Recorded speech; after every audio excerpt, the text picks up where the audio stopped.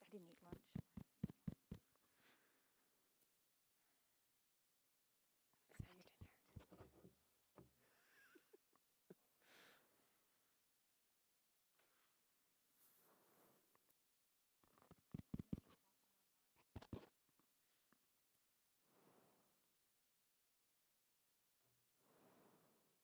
Welcome. We'll now call the regular business meeting to order. To view the meeting's presentation documents, please access Board Docs. The link to the Board Docs website can be found via the D38 website, www.lewispalmer.org, on the Board of Education meetings webpage. To view the live stream video of this meeting, please go to the Lewis Palmer School District 38 YouTube page.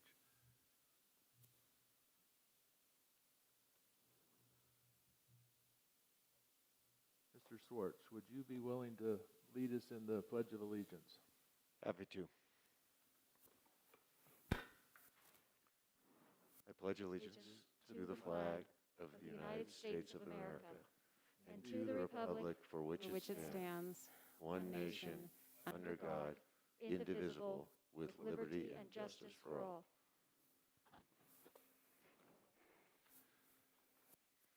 Mr. Taylor, can we do roll call, please? Yes. Oh, no, Vicky's here. Who's gonna? Ms. Wood. Here. Here. Here? Here.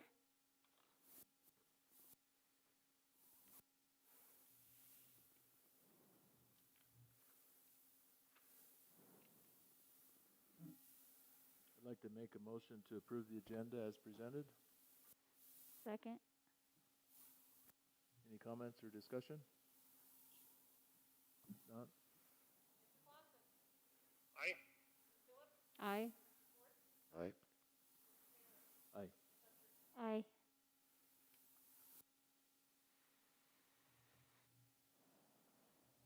Ms. Phillips, could you read the section for public content, public comments?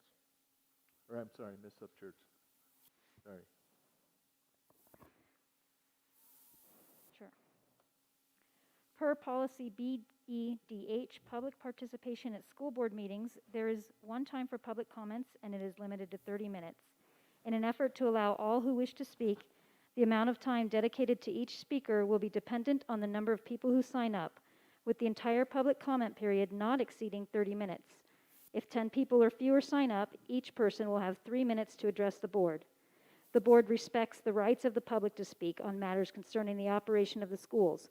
We believe that public comments are critical of district staff, however, often cause unnecessary harm to those employees and to the education of our students. As a result, we prefer that members of the public share any criticisms of employees in written with the superintendent, who is responsible for supervising all staff and then involving the board as necessary.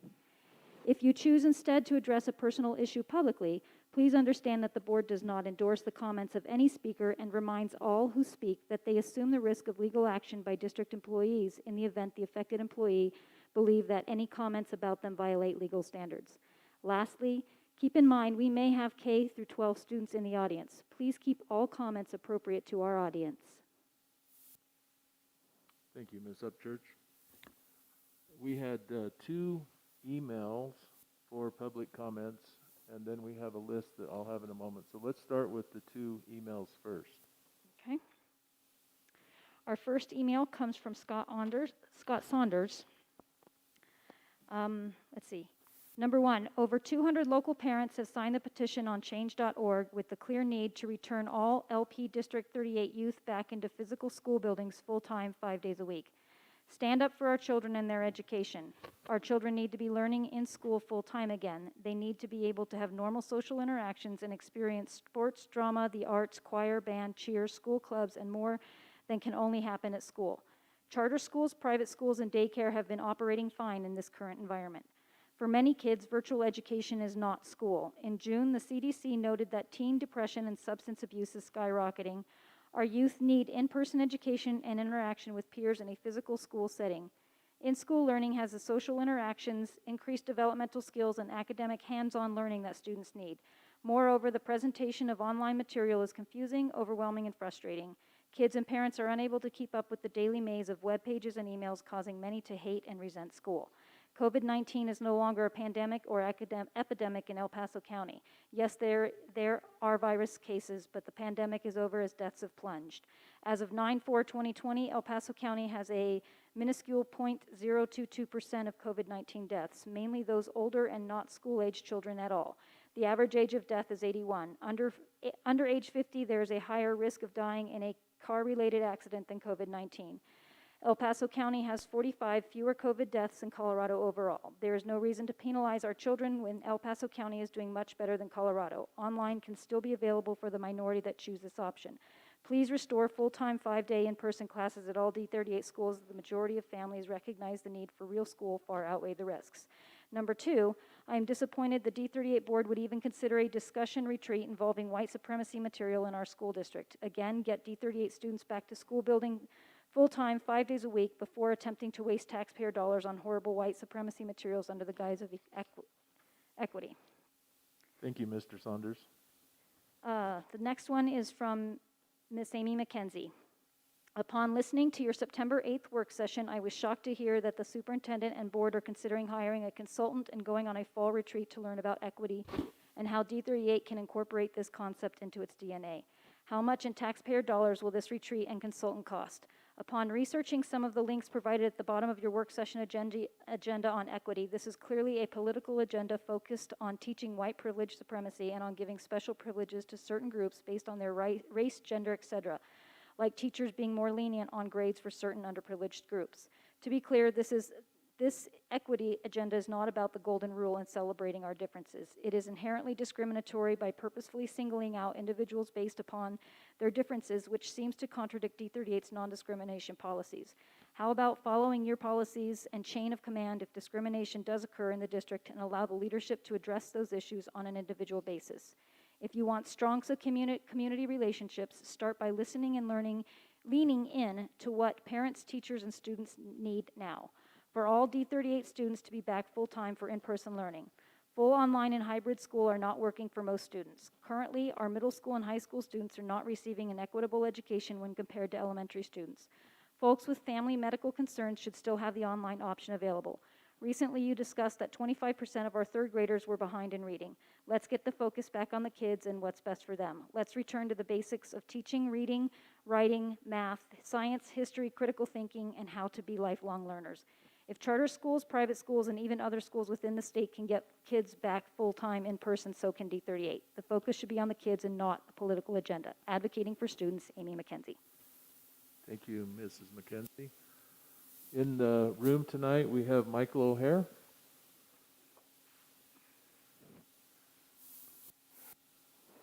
Good evening, Michael O'Hare. Right outside the district of 405 Cherry Creek Way.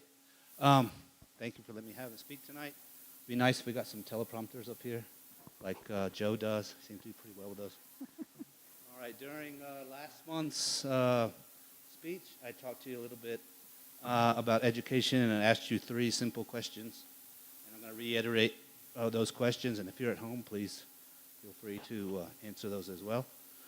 What is 2 plus 2? What is the founding year of the United States? And how many genders are there? As astonishing as it may seem, and as ridiculous as me for even asking these questions, I'm really not here up to play games. I'm here to get answers. I'm here to get at the truth. But really, does the truth matter anymore? As Orwell said, that in philosophy, religion, ethics, and politics, 2 plus 2 can equal 5. But he cautions, when you're designing a gun or an airplane, 2 plus 2 equals 4. Orwell also said, who controls the past also controls the future. And who controls the present controls the past.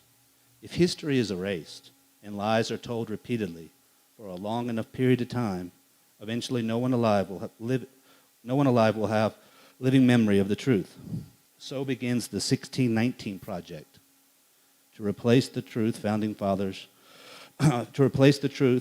of the founding of the United States, and with it the understanding that the United States was not founded on liberty, but on racism and slavery, the original sin that can never be redeemed.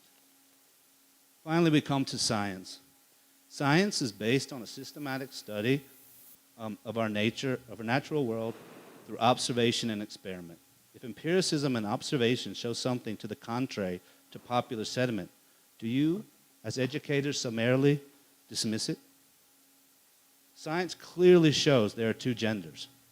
However, it is politically correct and compassionate to teach our youth about a spectrum of genders, even though such nonsense flies in the face of science and is delusional. Education is about fostering an atmosphere of diversity of thought where ideas can be vigorously debated, falsehoods dismissed, and truths discovered. By doing so, we teach our younger generation how to think, how to rationalize, and how to develop decision-making skills. Have you asked yourself, what is your mission here? Are you here to educate or to indoctrinate? Will you stand up against the politically correct lies and defend the truth? Or will you succumb to the will of the mob and the teacher union masters? The community wants to know where you stand. Thank you very much. Thank you, Mr. O'Hare. Jessica Mabe, or Mabi? I'm not sure if I pronounced that right. I apologize. Good evening. My name is Jenica Maeve. I live at 300 Valley Crescent in Palmer Lake.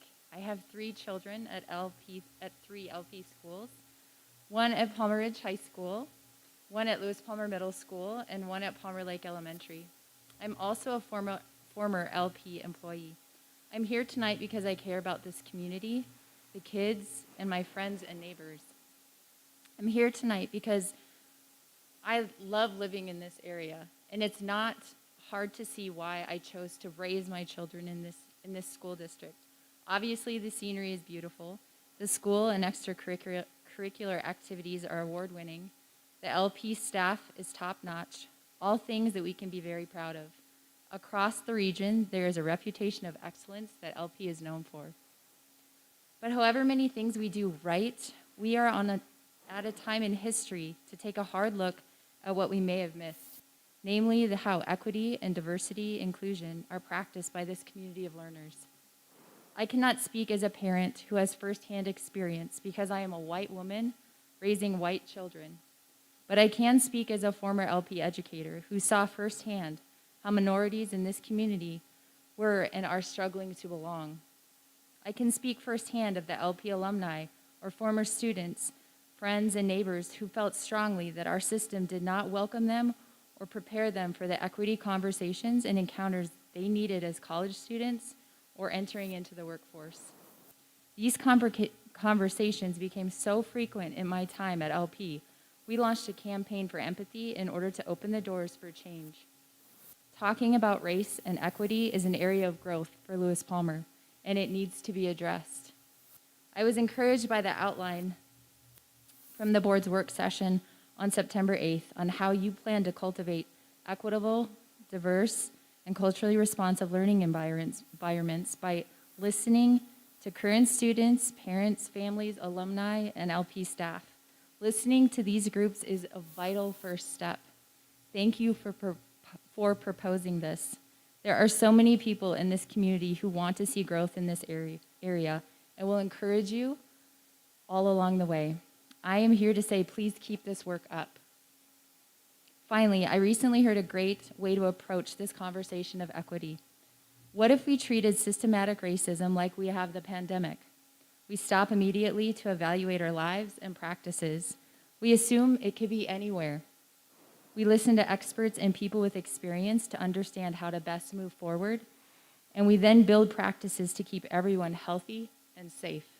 Again, please continue this work, and thank you for your time. Thank you very much. Melinda Zark.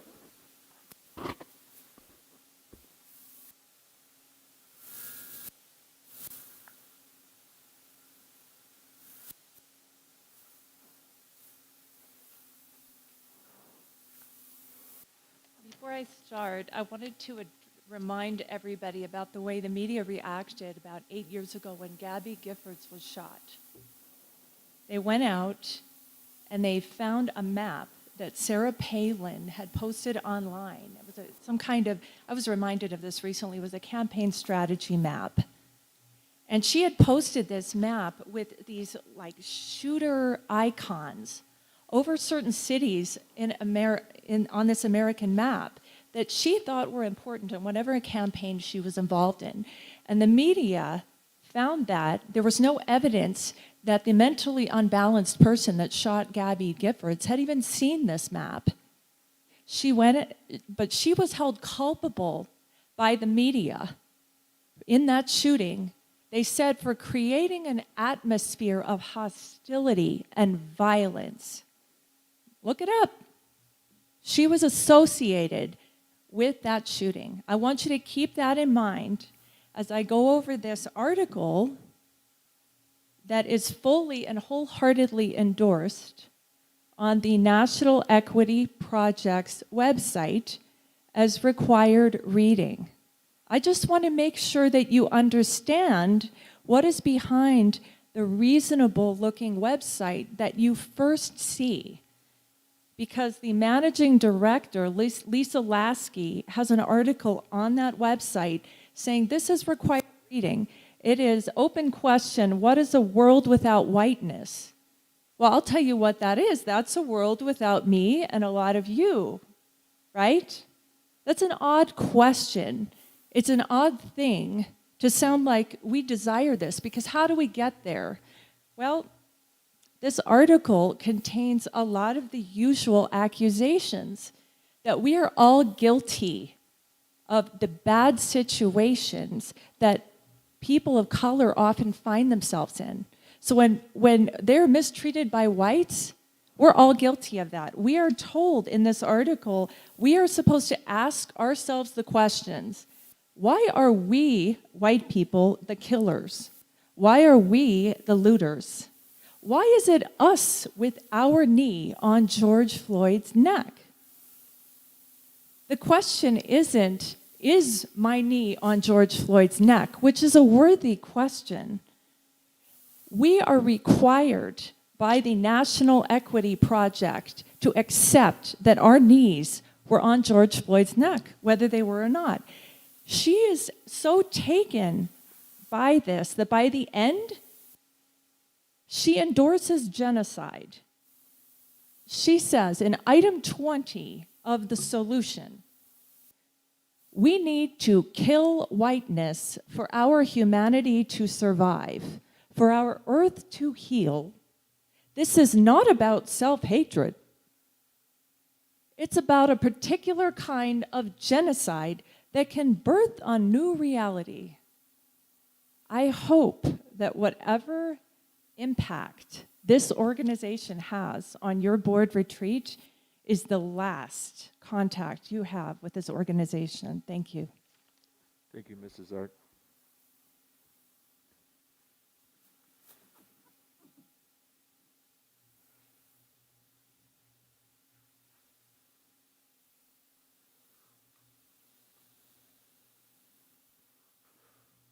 So we'll begin our board member comments now. We'll start with Matt on the phone. Mr. Taylor, I don't have any comments this evening. Thank you. Okay, thank you, Matt.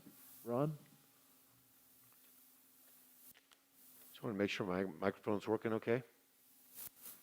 So I wanted to continue on my monthly tradition of highlighting a school and some wonderful things they're doing on a daily basis. And this month will be Palmer Lake Elementary School. One of the things that they've prided themselves in is how they've been able to go back to school in the last several weeks. And the staff has done a super job in being agile and working with each other, with being patient and willing to do things differently and forge new ground they've never gone to. They've been respectful also of their students and their parents and their peers. They've dove deeply into some new things, regardless of the obstacles in front of them. One of the things they dove into is a critical program for coherent and systematic literacy. And the specific reason for doing this is what someone brought up in one of the comments, is that we're keenly aware that there's a national trend of children K through 3 being below grade level. and it seems to be growing. And they've embraced this, and it was set to begin this year, and regardless of all the obstacles in front of them, they're going forward with it. And the magic of doing this well is if our kids are at or above grade level by third grade, they tend to be more successful statistically.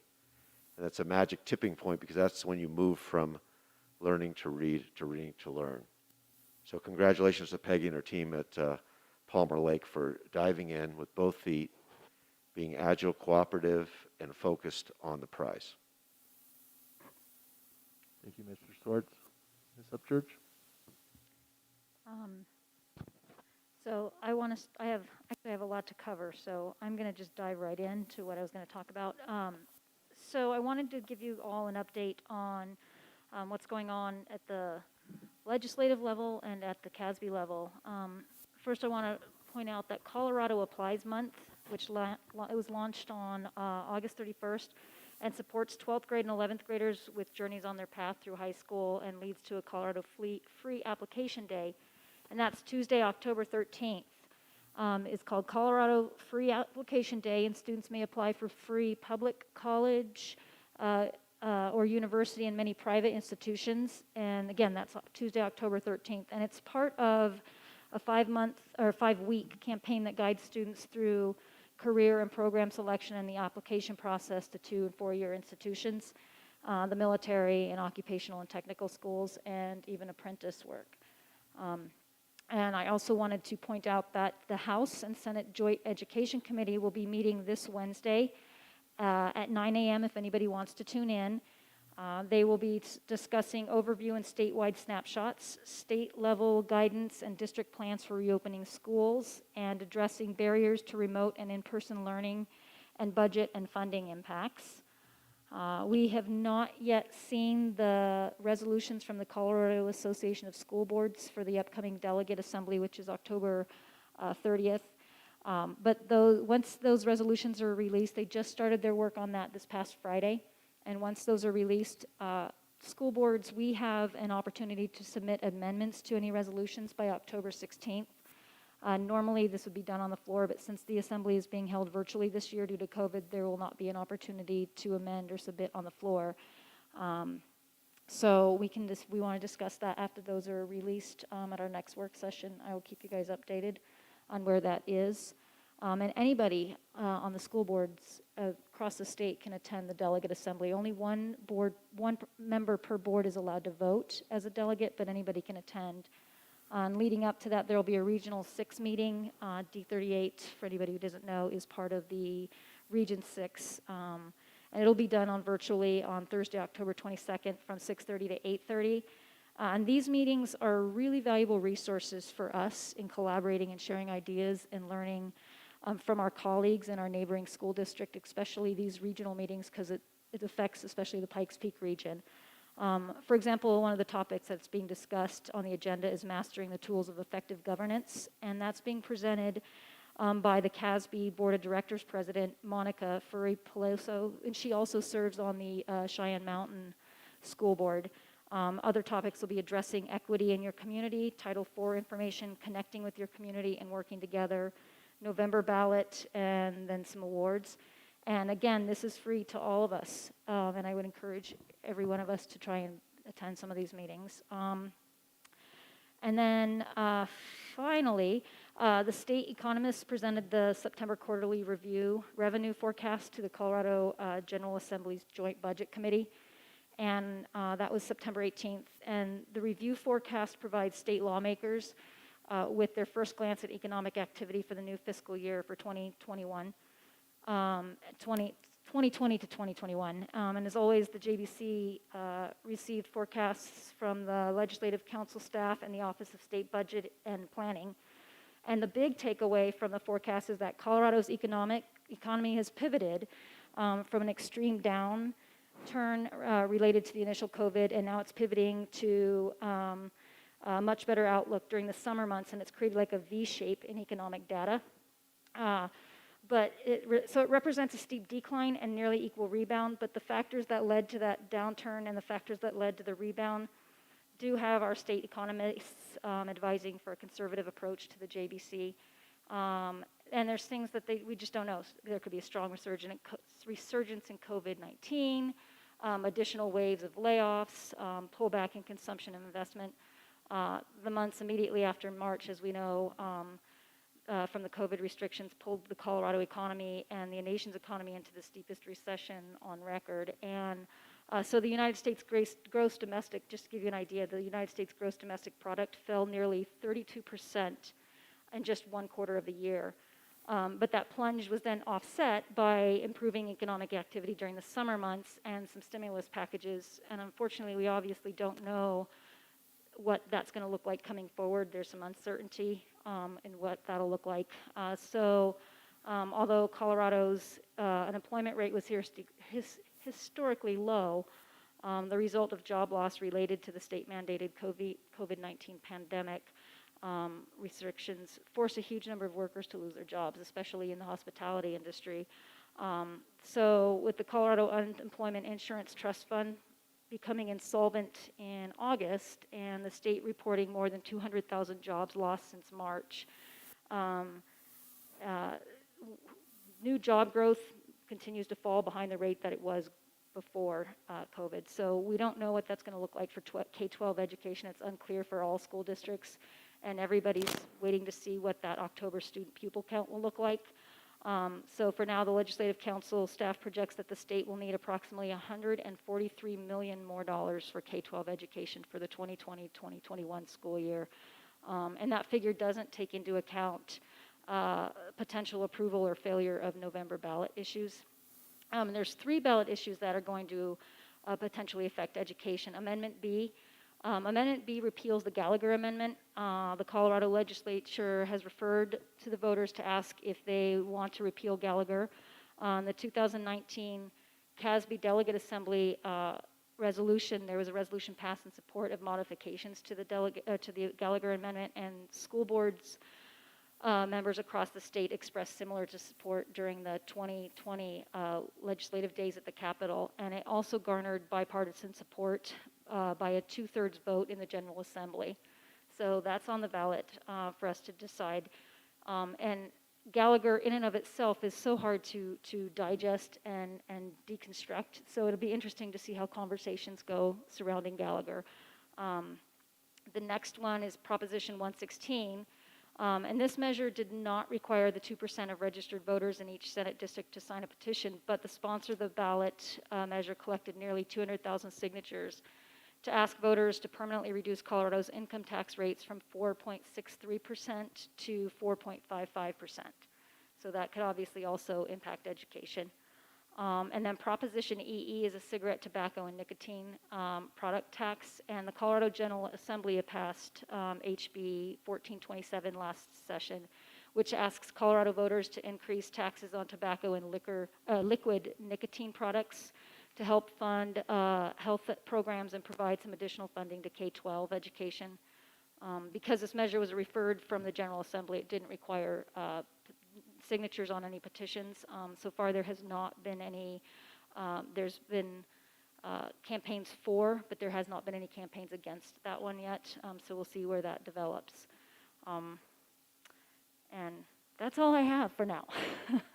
Ms. Upchurch, would you remind us, you are the Lewis Palmer School District 38 assigned delegate? Delegate, to the yes, sir. CASB, correct? Correct. So you are a voting member there. I'm the voting member, but we all get to, this is not, I vote on behalf of the board. The board inputs and shares your perspective. And so what the delegate assembly looks like on the floor is if we feel strongly for or against a resolution, you can instruct me through all of us, and I can go and say, D38 supports this resolution, D38 does not support this resolution, D38 would like to amend this resolution. For example, the resolution we had that passed last year at CASB, there was a lot of feedback and support to amend. CASB has a standing resolution for local control, but it does not specifically mention the constitutional amendment in and of itself and the article of that constitution that gives local control to school boards. So there was a request for us and our colleagues to consider actually citing that constitutional amendment per word and put the words into the amendment so that it has more teeth than simply saying we support local control. We support local control and this is why. So I anticipate we might see that. Thank you for that update. Mr. Ms. Upchurch, for those in the audience that maybe don't understand what CASB stands for, what it is and what it does. The Colorado Association of School Boards. So there's 178 school districts in the state of Colorado. And so the Colorado Association of School Boards is the collaborative association for school boards. Excellent. And does CASB legislate, recommend, lobby? What can you just give CASB does not one have sentence? legislative power, but CASB does recommend, and those recommendations come from its membership, from us school board directors, and they also lobby for and against legislation that might appear on the floor, based on the feedback, again, from the various school districts across the state. Thank you. Thank you, Ms. Upchurch. Ms. Phillips. Tiffany, thanks for all your work. I have been alongside Tiffany at a couple events, and they are not just for us school board members to know how some of we're dealing with locally are very much across the spectrum, and a lot of school districts are dealing with similar things, and also what's unique to our district. So I think it's really important how informed you are, and it's very helpful to all of us, so thank you. I just, I wanted to thank community members and parents engaged, and even when it involves getting on Google Hangouts or Zoom, I've been on a number of meetings just via my own children in the district, and I know the administrators and the teachers are doing their very best to stay in touch with students and families as best they can, and I know that gets tedious, but we appreciate all of you continuing to be involved. And I just wanted to, again, thank you, Dr. Summers, and your team for just unusual water learning, online learning, and I think it's helpful how much you've communicated with us, and then also communicated actions and your thoughtful responses to the many, many questions and emails that are coming in. So thank you. Thank you, Ms. Phillips. I want to remind those of us on the board who interviewed our candidates for our superintendent role coming on a year and a half ago or so, or maybe 2 years ago. It's been a while, I know that. It feels like 5, right? And I want to do it in an unusual way, but I'm going to read the preamble to the Constitution. It says, "We, the people of the United States, in order to form a more perfect union, establish justice, ensure domestic tranquility, and provide for the common defense, promote the general welfare, and secure the blessings of liberty to ourselves and our posterity, do ordain and establish this Constitution of the United States of America." As you all know, we swore an oath to defend this Constitution when we were sworn in, I guess, as board members. In the Declaration of Independence, the most famous lines, "We hold these truths to be self-evident, that all men are created equal, that they are endowed by their Creator with certain unalienable rights, that among these are life, liberty, and the pursuit of happiness."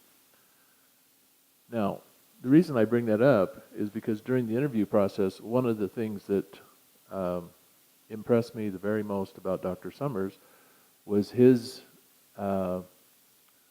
focus on equity in education. Not equity of outcome, but the equity of opportunity. That every child should have an equal opportunity to obtain the best education possible. When he said those words, he doesn't know this, but he sold me right then. And ultimately, he's here. But I just want to reemphasize this one more time, that this isn't partisanship, and I've done all I can to try and stay free of partisanship. It is about our children. And the term equal or equity doesn't offend me. Now, there may be partisan efforts in the world to use words politically to divide us. There's no doubt, in fact. We see it every day because some people like division. Some people like that. And we're trying not to have that in our school system. And I appreciate Dr. Summers and his focus on equity of opportunity for every child. And I just want to, bear my witness that in every action, in every conversation, in every meeting, and in every public or private arena that I've heard him speak in, he's consistent about this very matter. And so that's all I have to share tonight. But Dr. Summers? Thank you, Mr. Taylor. Thank you, board, for your comments. Thank you also for the public comments that were made this evening. I'm going to try to keep this update brief, but also focused. And so there is a document that's attached to your agenda that was not uploaded as of, well, I think it got on there around 3 o'clock this afternoon. It's a one-pager, and the title of the document is Charting the Course Forward. I believe we have it queued up. But what I'm going to do is just briefly touch on a few key points that are contained within this document. And it goes to the heart of the question. And it's really the essential question: is there a point, or when will our students in middle school and high school attend school safely, 5 days a week, or in parentheses, return to 100% schedule? As we're making sense of that question, and as we're thinking about how big of a challenge all of this is, and the challenge that we continue to work within, I just wanted to call out a few things in terms of context, and then speak to a little bit of the questions that we have in front of us, as well as some next steps. So the first is public health. And there are links to two websites, data sets, if you will. The first is around El Paso County public health data and analytics. And so that gives you live and up-to-date information. I'm sure many of us in the community are familiar with that website. But it goes without saying, although I'll make the point again, that we continue to stay in active and ongoing conversations with public health. And that's actually really been a strength of our response as we're working through all of these challenges. The second link is titled COVID Dial, and that is an updated website that has been produced by CDPHE, Colorado Department of Public Health and Environment. And essentially what that dial will show you is exactly where we sit as a county, and really where all counties sit currently in relationship to the different phases that have been established at the state level in terms of our response and the context that we currently find ourselves in within our respective communities. We are currently, for those of you that are not already aware, in a safer at home level 1 phase, which is really just to say that while our incidence rate is lower than what it was at points earlier during the summer, we still continue to hover in a high transmission incidence rate within the county. But based on how that transmission rate and other data points play into all of this, it's just keeping in mind the greater context that we're currently in, and will continue to work through as we're going forward. So then briefly, just to give you a sense of what the data is respective of our community, or specifically the District 38 community, just highlighting a few information pieces. So first and foremost, we have 9 total positive cases that we're aware of, really since the beginning of this school year. That involves 3 staff and 6 students.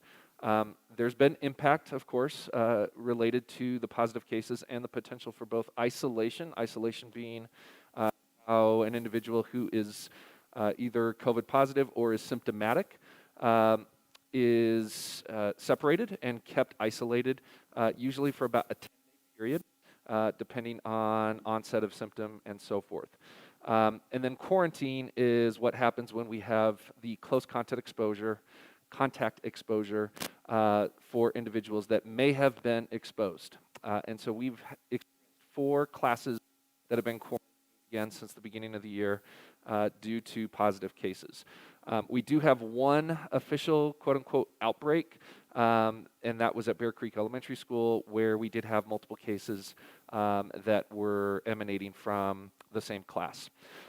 So as I put the public health data into perspective, I'm going to just elevate the fact that there is a lot that goes into our hybrid schedule. And again, we're specifically focusing on our middle school and high school schedule at this point. We are receiving really tons of feedback, both individually and through a variety of conversations around what may be working with this model, but also acknowledging and elevating the fact that there's some things that are not working, or definitely some struggles that we're experiencing as a result of this hybrid schedule. So what you see in this document, and I'll just call a few of these out, the hybrid schedule is allowing us to certainly ensure greater level of physical distancing, smaller class sizes.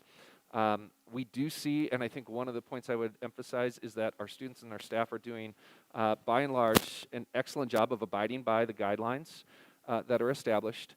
Again, we do have very few cases to date involving both isolation or quarantine. And the every other day model in particular builds in an extra response time to those cases. So it has, depending on how you label disruption, minimized or limited potential disruption. And by that we mean the start and the stop. So we have not had to send an entire school home to this point. We've not had to start and restart or stop instruction, at least in terms of the model that we're currently working within. But it is also very important to note that there are several struggles that are being experienced. We are hearing loud and clear from students and families that only seeing their teachers one time per week, at least in person, does create some challenges, and there are limitations to what support staff can offer. There's the perception of increased homework, or at least a lot of additional expectations that just cannot happen within the natural flow of in-person instruction. And asynchronous learning in particular, either in a format or, again, apart from the classroom is not easy. There's definitely a feeling of social isolationism, which also has associated potential mental health challenges. Staff are definitely juggling a lot of responsibilities, both with regard to in-person and distance learning expectations. And I would also just add a note of commendation that our staff are doing, in spite of the challenges, a remarkable job of really being up to the task. But nonetheless, there's frustrations that are associated with it, and it's important to call those out. And then I think another dynamic that's just out there, and something that certainly plays itself out, especially in a high school setting, is the erosion, quote unquote, of cohorting with after-school activities and with sports. And there is revised CHASA guidance that was released late last week, which will also have an impact. So with all that said, there's definitely questions we have to be asking of ourselves as we consider the potential return or the eventual return for students returning to 100% in person. Starting with what's the overall impact to the health and safety of all? Is it, or when is it safe enough to return? And is there a timeline for an intentional and strategic return? Fundamentally, are we just opening up 100% only to be setting ourselves up for an inevitable closure? And ultimately, how do we engage the community toward some consensus? Because I think one of the things we note with everything that's going on is that we're never going to get everyone 100% to agree on every dimension of the plan. But at the end of the day, how do we make sure that we are addressing the greater needs of all? And at what point, where, and how does choice also factor into this equation?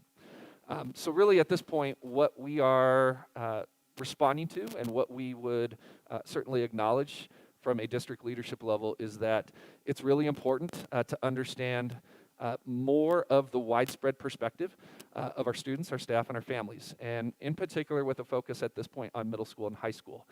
That does not negate the experiences at other levels or in an online learning environment either.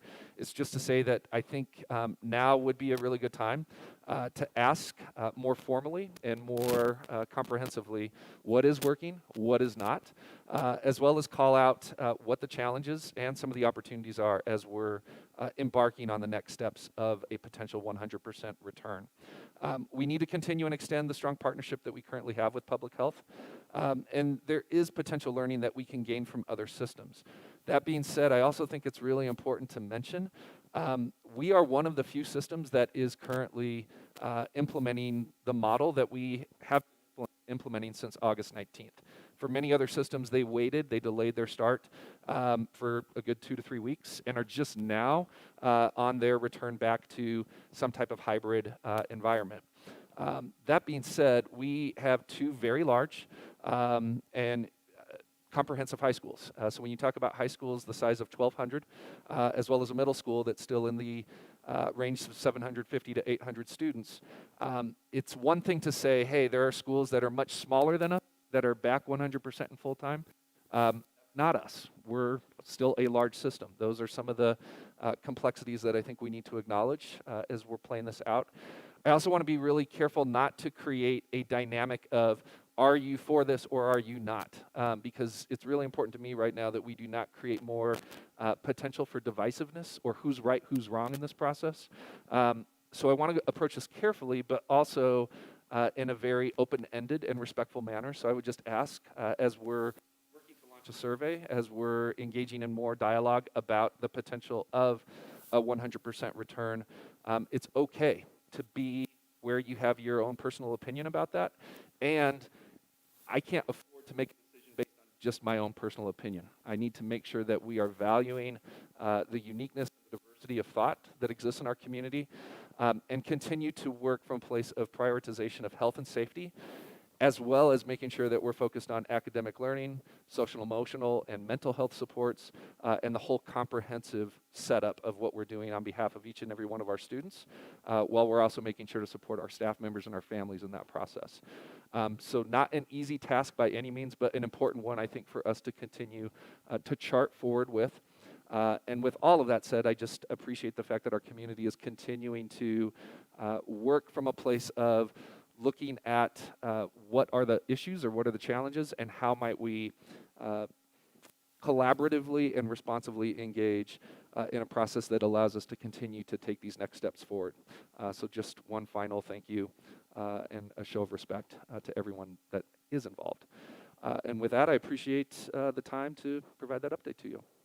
Thank you, Dr. Summers. Any questions for Dr. Summers before we move on from the board? Doesn't seem so. So let's move to the first agenda item tonight, the Monument Academy Charter School Annual Report. And I don't see the COO. So you guys want to just introduce yourselves and then feel free to come up for the presentation. And welcome, by the way.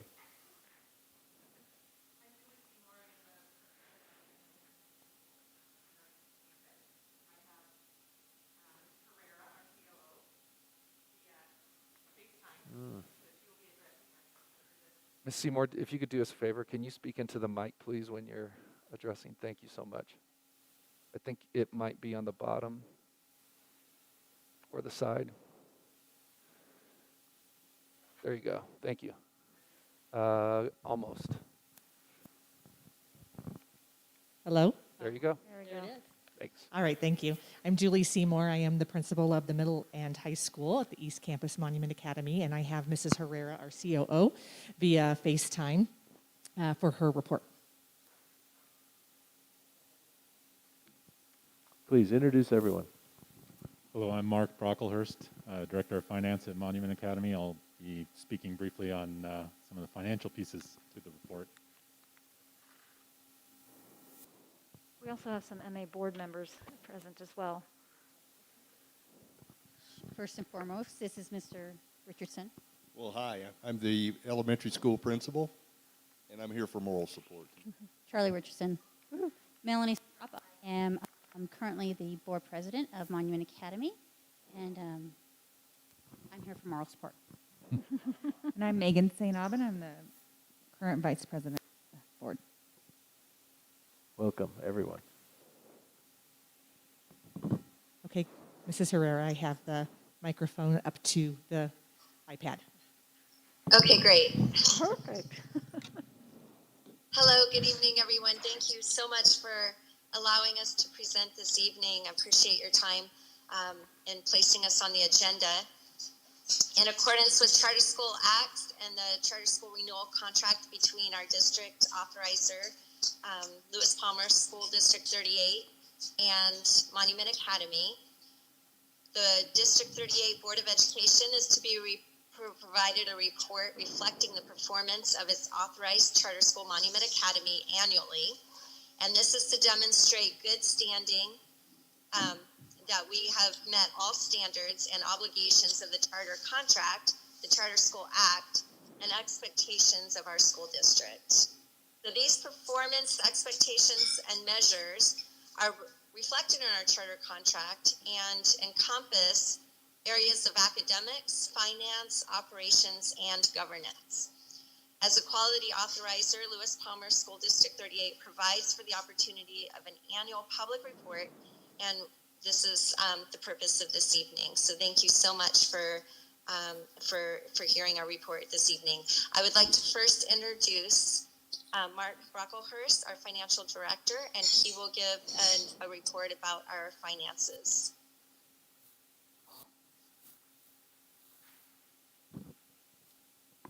All right, I'll start excuse me, with reserve status and projected changes in reserves for the year.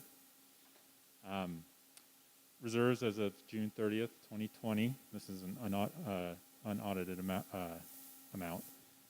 We're sitting at $2,712,561. Roughly 130 days cash on hand, our current expense throughout the year. We do project that we'll be reducing that. Our current budget calls for about $435,000 of the reserves. That would reduce the reserves to roughly 109 days cash on hand. As we continue to kind of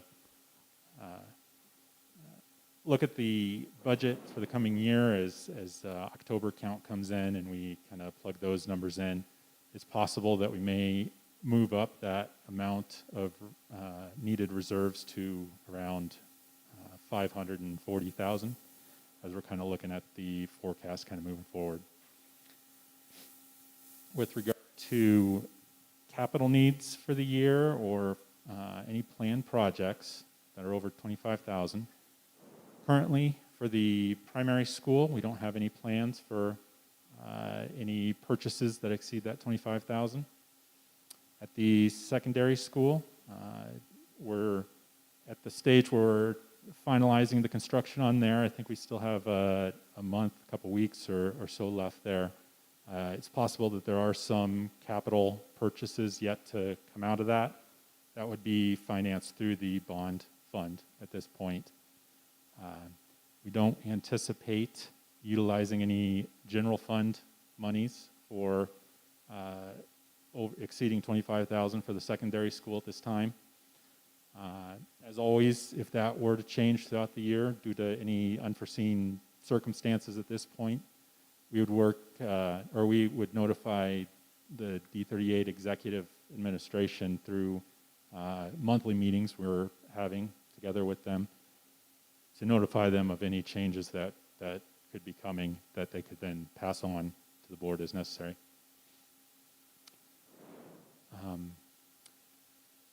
Regarding grants, over 10,000, we just sent out the paperwork for renewal of the Colorado Charter Schools Program grant. We anticipate that continuing through FY 2022. That's a 3-year grant The amount was $330,000 each year. A little update there with our current enrollment for the high school, because this grant is based on high school student enrollment only. With the enrollment being lower than what we originally anticipated, the implementation year, which is the fiscal year 2020-21, the amount was changed from $330,000 down to about $170,000. With the caveat that as enrollment increases, there's the possibility to pull back some of that into future years.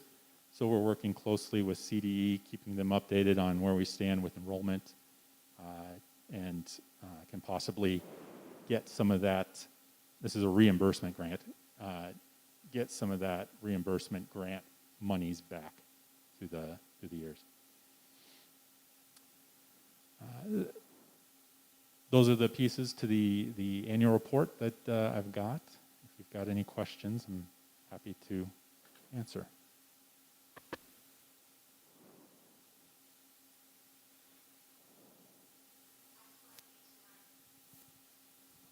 So as we move into the academics and governance piece, I would like to first thank Board of Education Director Tiffany Upchurch for her willingness and dedication to join us at our monthly meetings at Monument Academy, our monthly board meetings. She has been an amazing resource and excellent support, and so we do thank her for her time in providing that bridge between district expectations and Monument Academy's decision-making body.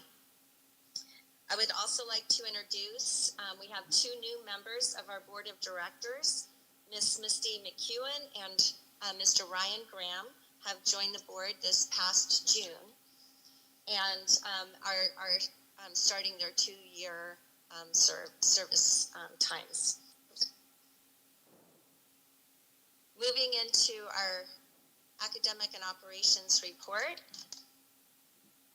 there is one correction with our enrollment report, and that is in regards to our part-time kindergarten and our full-time kindergarten. That 32-person FTE count is incorrect. It is actually just under 80 FTE, and so once that correction is made, the rest of the narrative suddenly makes sense. Our assessments are underway.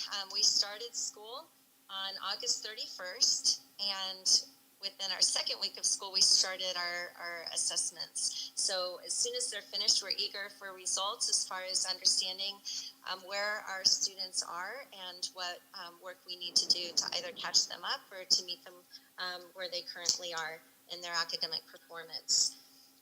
August 29th marked our ribbon cutting ceremony for the opening of our new secondary campus that houses our 6th through 8th grade middle school as well as our 9th grade high school. So each year we will be rolling up and adding a new high school grade until we reach our 12th grade.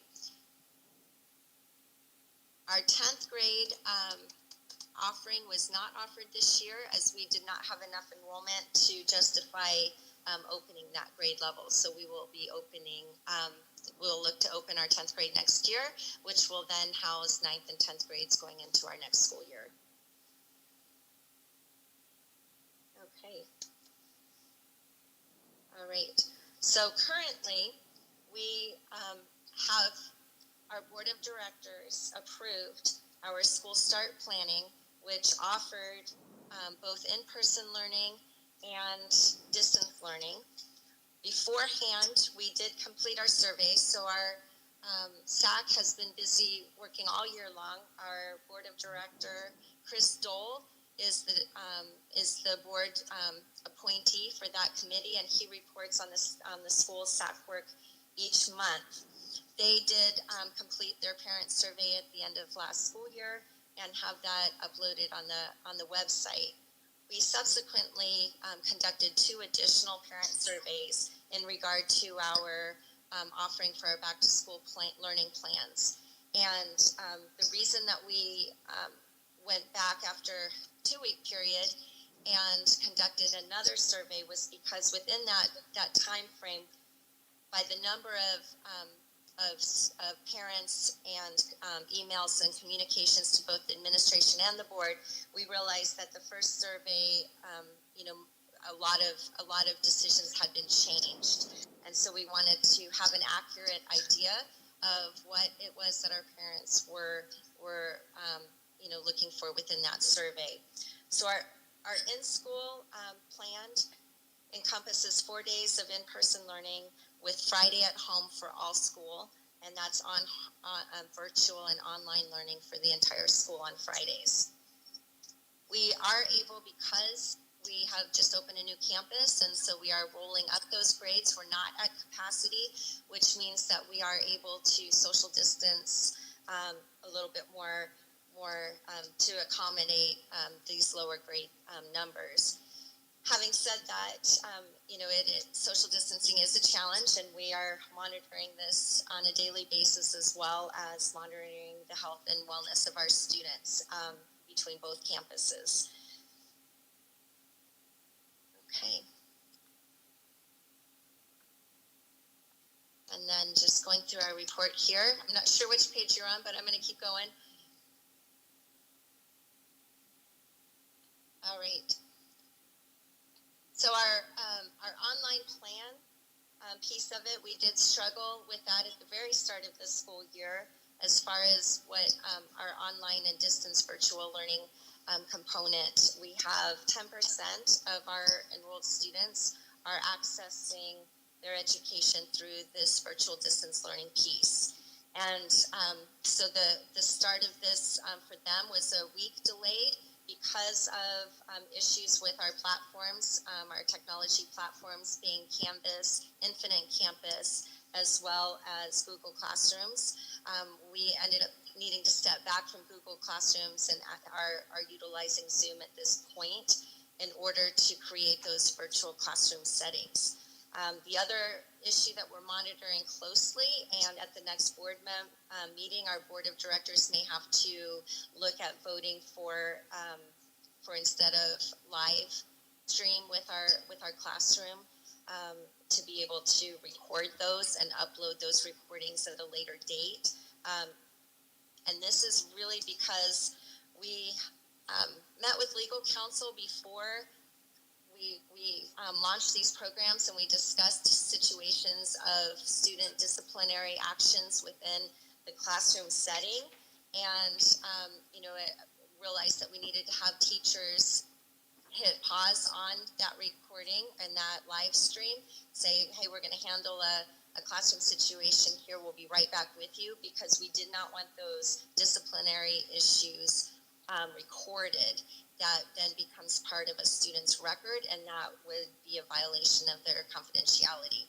What we had not anticipated is what happens when you've got disciplinary issues with the at-home learners. And so this is the piece that we're navigating here, with having to, instead of an automatic recording that is uploaded, having to wait before we launch that, so that we can edit out those disciplinary issues.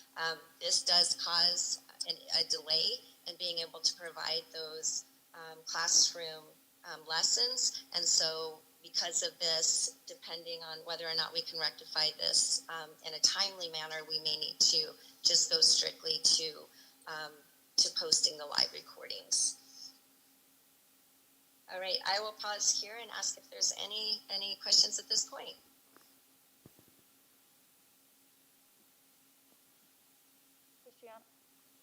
Christiana, can you hear me? Christiana, can you hear me?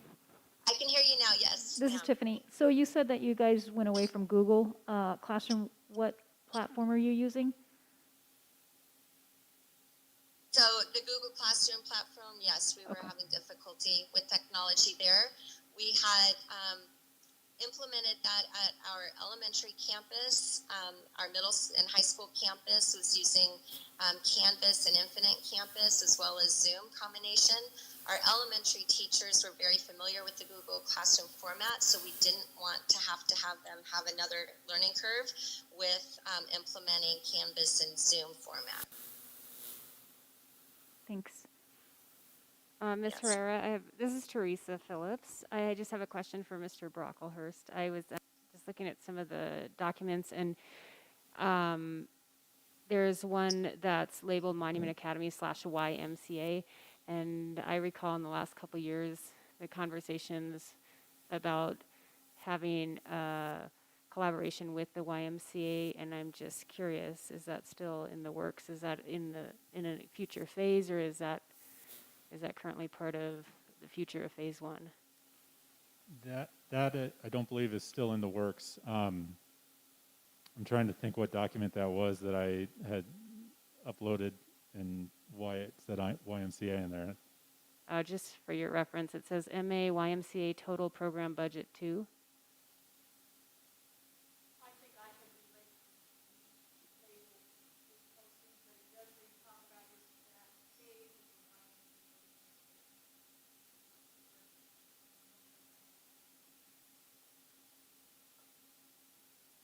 I'm sorry. I guess I'm trying to think of that report, and it's not coming to light. To answer your question, we are not working with the YMCA currently for the school, and as far as I know, hadn't been looking at that moving forward. So I apologize for any confusion. No, it's no there. problem. I just wanted to clarify because I wasn't. I was trying to remember previous conversations as well. So thank you. Mm-hmm. Any other questions from the board? I do have one, Ms. Herrera, and that is based on your enrollment, and you had mentioned at the elementary school you've got room for social distancing. So being the optimist that I am, going into next year, 21, 22, are you going to have more capacity there?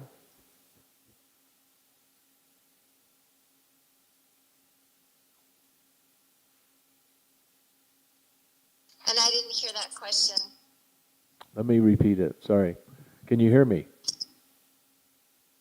Yes, I can hear you now. Okay. So I appreciate the social distancing this year at your elementary school, the space you have for the capacity, but your capacity is almost double what your enrollment is, or it used to be. I'm just curious about what your anticipated capacity would be for the subsequent year, being the optimist that I am that this COVID thing will be in the rearview mirror by then. So is the question what our capacity will be going into next year? Yes. Yes, so we will continue to add a grade level. So in addition to our current students, our current student numbers, we would be adding a 10th grade with the potential, if the class were completely full, of 118 additional students. So no additional increase at the elementary level? At this point, we opened one potentially, we had the potential of opening an additional class at each grade level through kindergarten through 5th grade. The only 2 classes that we opened additionally, but not full, was for 4th and 5th grade. So yes, we have the potential of adding an additional class per grade level. We did not accomplish that goal this year. And we could certainly, if we could fill the class, we will. If not, we won't. Understood.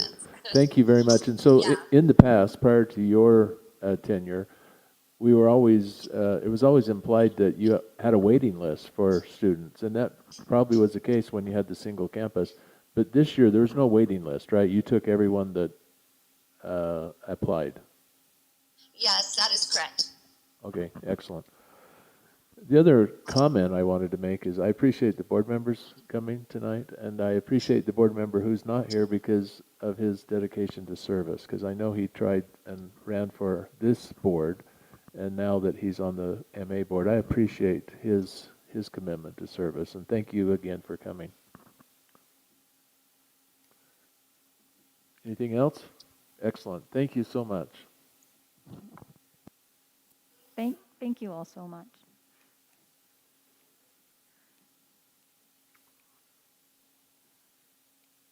And congratulations again on your East Campus.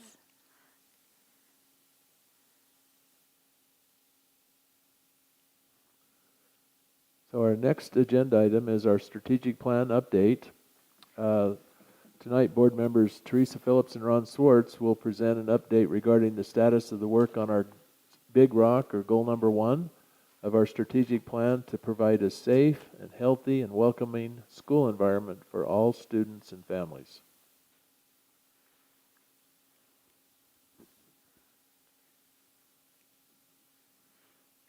We were going to ask Mr. Coates and Mr. Frampton to join us as well. And we're just going to face this way so we can see our slides and talk with everyone. Super, thanks.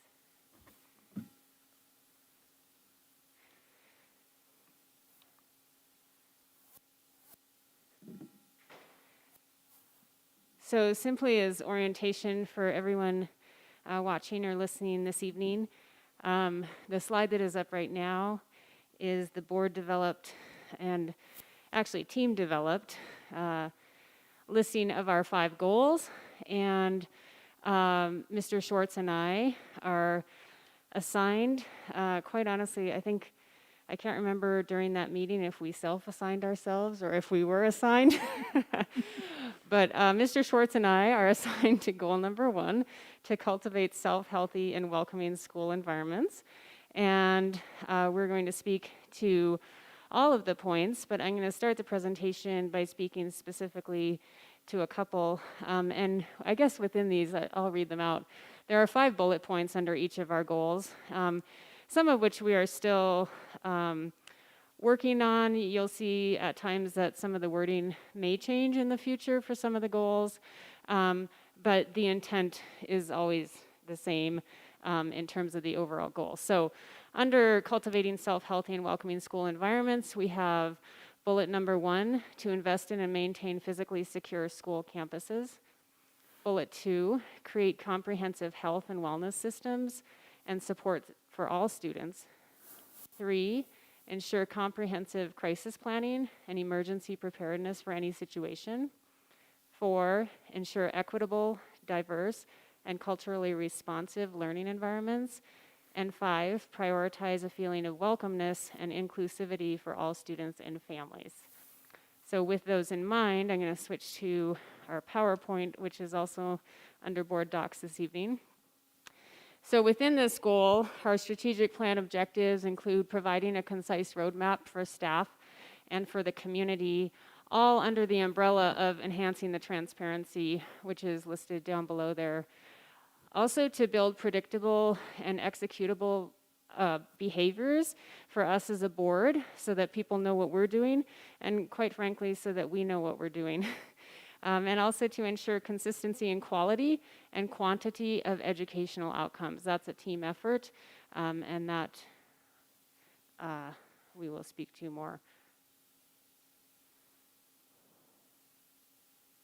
I am just learning how to, oh, this is a slide. Is that this one? May have to scroll. There you go. Or arrow. Oh, okay, thank you. So there we are. There are 5 key goals and priorities. I have already covered them, but if you wanted to read the others, or if you wanted to look up the assigned board members, that is also publicly available, I believe. But we are going to stick to goal number 1 this evening. So embedded in our goals, we also feel that it's really important that we have a measure of time. We want to create measurable outcomes, and we want to have timeframes to measure them in so that we are accountable to ourselves and to our community at large. So within our goals, our core team will determine milestones, and Casey, or Dr. Summers and his team will determine the needs to meet those milestones.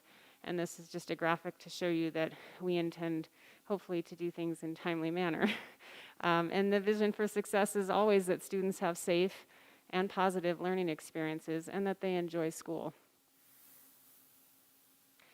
So I'm going to speak to you. There are 2 components of our goal number 1. If you break it down, we have physical security, and we have social emotional wellness or comprehensive health.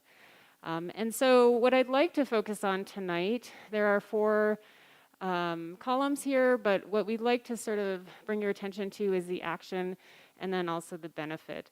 And so this is the outcome of 4, if not more, comprehensive conversations with Dr. Coates and Mr. Schwartz and myself. And I'd like to point out that this is not just a conversation with Mr. Coates, but that he has included his entire team to help us develop what we as a board need and as a team want to consider as we move forward in terms of physical security for our school sites.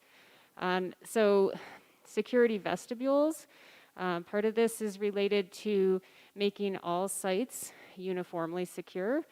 And so the benefit of having security vestibules is actually so that we have space and flexibility of space and personnel so that we can fully vet people who are entering and exiting our school.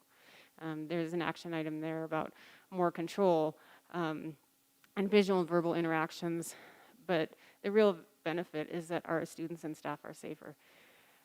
There is another action item for an upgraded PA system, and the PA system, I think we're all quite familiar, could reduce incident response time and increase student and staff safety. 3M film is an ongoing action. We do have sites with 3M film installed. We have other sites where we would like to install 3M film. And Mr. Coates can speak much more accurately to the specifics of 3M film, but it is an effective barrier, and as you can see in the benefit, provides a delay for first responders and school safety teams, and gives schools time to lock down in the case that would need to be done. The door alarms is adding additional door alarms. We do have door alarms installed. There is a need for additional, and that just provides instant notification of entry through unwanted access doors. Just another way to help have extra eyes and ears on who's coming and going from a building or a school site. The radio and camera action item is an upgrade. We currently, as I understand it, are somewhere in the middle of technology in terms of digital and analog. And as we all know from our home technology systems, everything's gone digital, and eventually radio and camera upgrades will go digital as well, and we're somewhere in the middle of that upgrade. And then another action item that could be in our future is FTE augmentation, so that always with increased personnel, there can be an increase in safety and security coverage. This is somewhat of a complex issue and also has to do with increased enrollment and whatnot. Mr. Schwartz, do you want to add anything to physical security? Let me add by turning on my microphone. It's traditional to do that, I understand. So there's method to the madness here, and that's the important part. Right? We wouldn't be doing this if physical safety of our staff and our students wasn't tantamount to what we do on a daily basis. And there really is no compromise for our staff and our students' safety. And with that in mind, we worked deeply with Mr. Coates to make sure we had a bit of a philosophy and a process to go through it. And it really is just 3 boxes in a continuum. The left-hand box is prevention. Everything we can do that is successful prevention saves potential tragedies. And that's why we spend the time, the resources, and the money on it. Secondly, it's about maximizing responsiveness and mitigation. And thirdly, it's about learning from what's happening around us, what's happening to us, and frankly, what's not happening to us, so we can have a continuous improvement culture so that we define it instead of having it define us. Back to you, Ms. Phillips. Excellent. I'm going to turn the slide unless anybody has questions on this slide. We can always come back as well, now that I know where the arrow is. Mr. Schwartz, I'm going to let you take this one as well. Comprehensive health and wellness. Okay, thank you. So also thanks to Dr. Frampton and Mr. Foster and Dr. Summers for working with us on these. Again, just to reiterate what Ms. Phillips said at the beginning, we have 5 large objectives in the strategic plan, and they are not independent. In fact, since there are 5, one could consider them concentric circles with overlaps and things that they all have in common. So it's very important, for example, in this particular space, that Mr. Coates and Dr. Frampton are working hand in hand and leveraging each other's organization's skills, capacities, and expertise. And if you think about the Olympic rings, that might be a nice way to realize the overlap is a positive, not a negative. As far as this particular slide goes, it's the results of some work we've done together as a team. And similar to what Ms. Phillips said, we'll work the bookends for now because we're quite early in the process. But the whole goal here is to show that we're building a results-oriented program that's achievable and lasting. And we're trying to achieve things such as enhancing the training and the skills of our administrators so they have choices. And that allows them to resolve for the cause, not just being reactionary in terms of how we manage potential for discipline. And if we think about the community and the leadership of the team here at the district, how do we ensure that we are all working hand in hand and supporting the team to do that? And we deliver a results-based process that instead of addressing the problem, addresses the cause of the problem so that it doesn't repeat. And thirdly, to take the emotional and social wellness of our students and our staff and make it part of the pedagogy of what we do on a daily basis. And it should be part of the DNA of our district. And the most important part of this is it's not an or, but it's an and. So we never give up the academic and extracurricular excellence that the team has already established. The last thing we want to do is break what's working, but we also want to fix what potentially isn't working. And finally, to develop a curriculum such as what we're already doing with Capturing Kids' Hearts program. And the benefit of doing this is to make a significant increase in the productivity both of the students and the staff, because they spend less time chasing problems and more time enhancing learning and interaction and working together. Any questions thus far? Dr. Frampton, Mr. Coates, anything that you might want to add?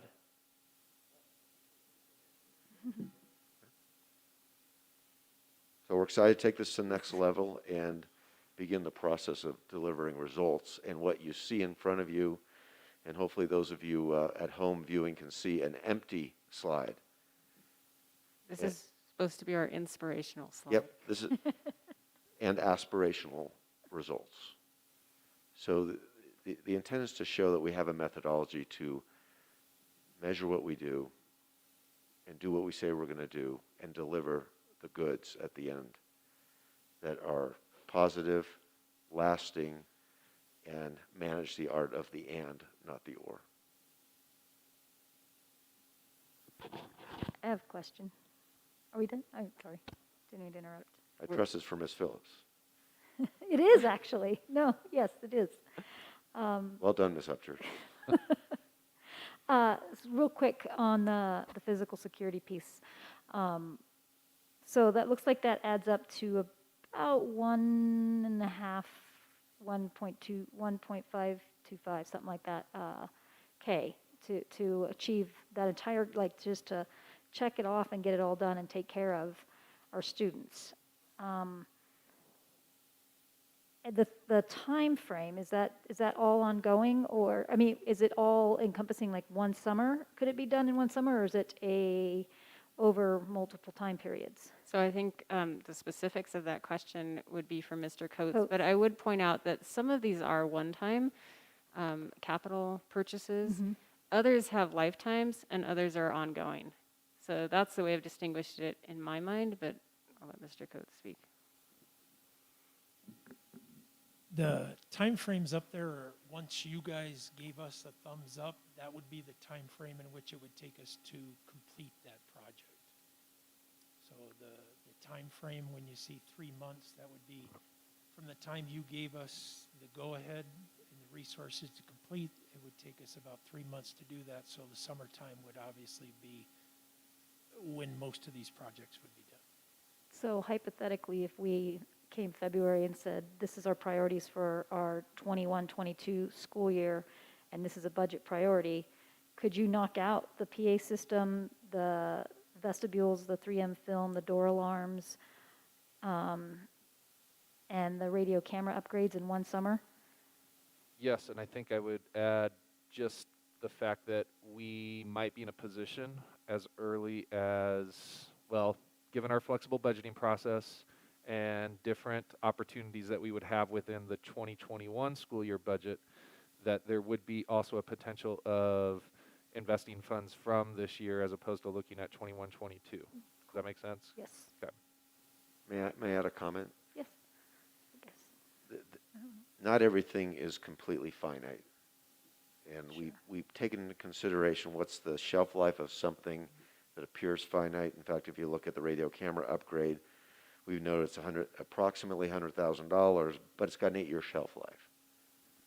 So come year 5 or 6, we have to start thinking about what's the next generation look like. Additionally, as Mr. Coates will tell you, as you add more gear, even if you make a one-time purchase, the term in technology is you still have to feed the animal.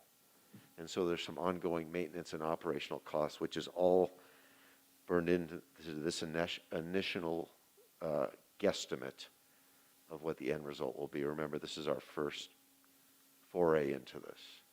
But we tried to be as comprehensive as possible. Probably the one where numbers could change or time frame could change is the PA systems, and that's something that I'll be starting with Chris Mack this week to really get into that and give the best answer for the district when it comes to that. The other one's comfortable that we're in the real ballpark. The PA system is a little bit of an unknown, but luckily Mr. Schwartz has a background in that, and he can help us guide us there. So, Mr. Taylor, what I think this is spot on with why we are looking at a long-range goal is the shelf life. For example, in 8 years, we've got a plan. We know what's going on, so that when none of us are sitting here and there's an entirely new board, this reference is already there. That this was our goal, this is our strategy, and this is why this is a necessary cost in 8 years. And so it's not piecemealing it. This is in the plan. Matt, do you have any comments or questions? I do not, Mr. Taylor. Thank you. I have a couple comments and questions. So one is, what a great start. I mean, you guys are the first to put it out there, and I commend you. And I think you've done really good. It's a great start. Now, the question that would go with that is, you've hit 2 of your 5, right? The 5 sub-bullets, if you will. You've hit 2 of them. Is physical security and a virus similar? I mean, where would we protect the environment? And is there any potential in this for protecting from a virus or any kind of other threat that's not as visible, but yet it's, as we know now, is very real? That's just a question. I don't need the answer. It's just a question for the future. The second part of my question is, do you anticipate trying to take this out to public meetings, or have you thought about yet, because you're still 2 of the 5, I know where you're kind of at, but have you thought about how do you get feedback from the community for this big rock? once it's ready, how do we engage the community so that we really are representing, the consensus of the community in the area of cultivate safe, healthy, and welcoming school environments? Sure, I just want to speak. I'm going to let Ron speak to your latter point. But for the first point, I think it's important to consider, well, we have had conversations about the pandemic and physical security as it relates to that, and comprehensive security as well for our students. But I think that it's important to point out that last row there, left open for future needs. That was very intentional. Because there are things that we can't anticipate. When we're learning a lot this year as we move along, and so I think it's always important to have that space in terms of our thinking and in terms of our planning and even how we diagram things out. And in speaking to where do we go next, I think there's an interplay now where we hand this to them and they give us more specificity back. I wouldn't say that this document is necessarily ready to go to the public and say, are you ready to do this? Because there's not enough specificity. For me as a parent, there wouldn't be. So I would want to add more specificity to that, and also to put it in the time frame, to give some sort of timeline as to when what milestones will be met. And then once we have that kind of specificity, then I would anticipate that we would take it out to a larger audience. Before Ron goes, so Teresa, that's perfect, and I totally support exactly what you said. It leads me to what was going to be my last comment, but you just nailed it, and that is, what's the vision, right? That timeline gives us, what is it that we're aiming for? It lists all of the pebbles we have to deal with to get there, and that timeline. So your thought process is excellent. Mm-hmm. So and the end goal is positive action that lasts, that's perfect. lasting. Yep, perfect.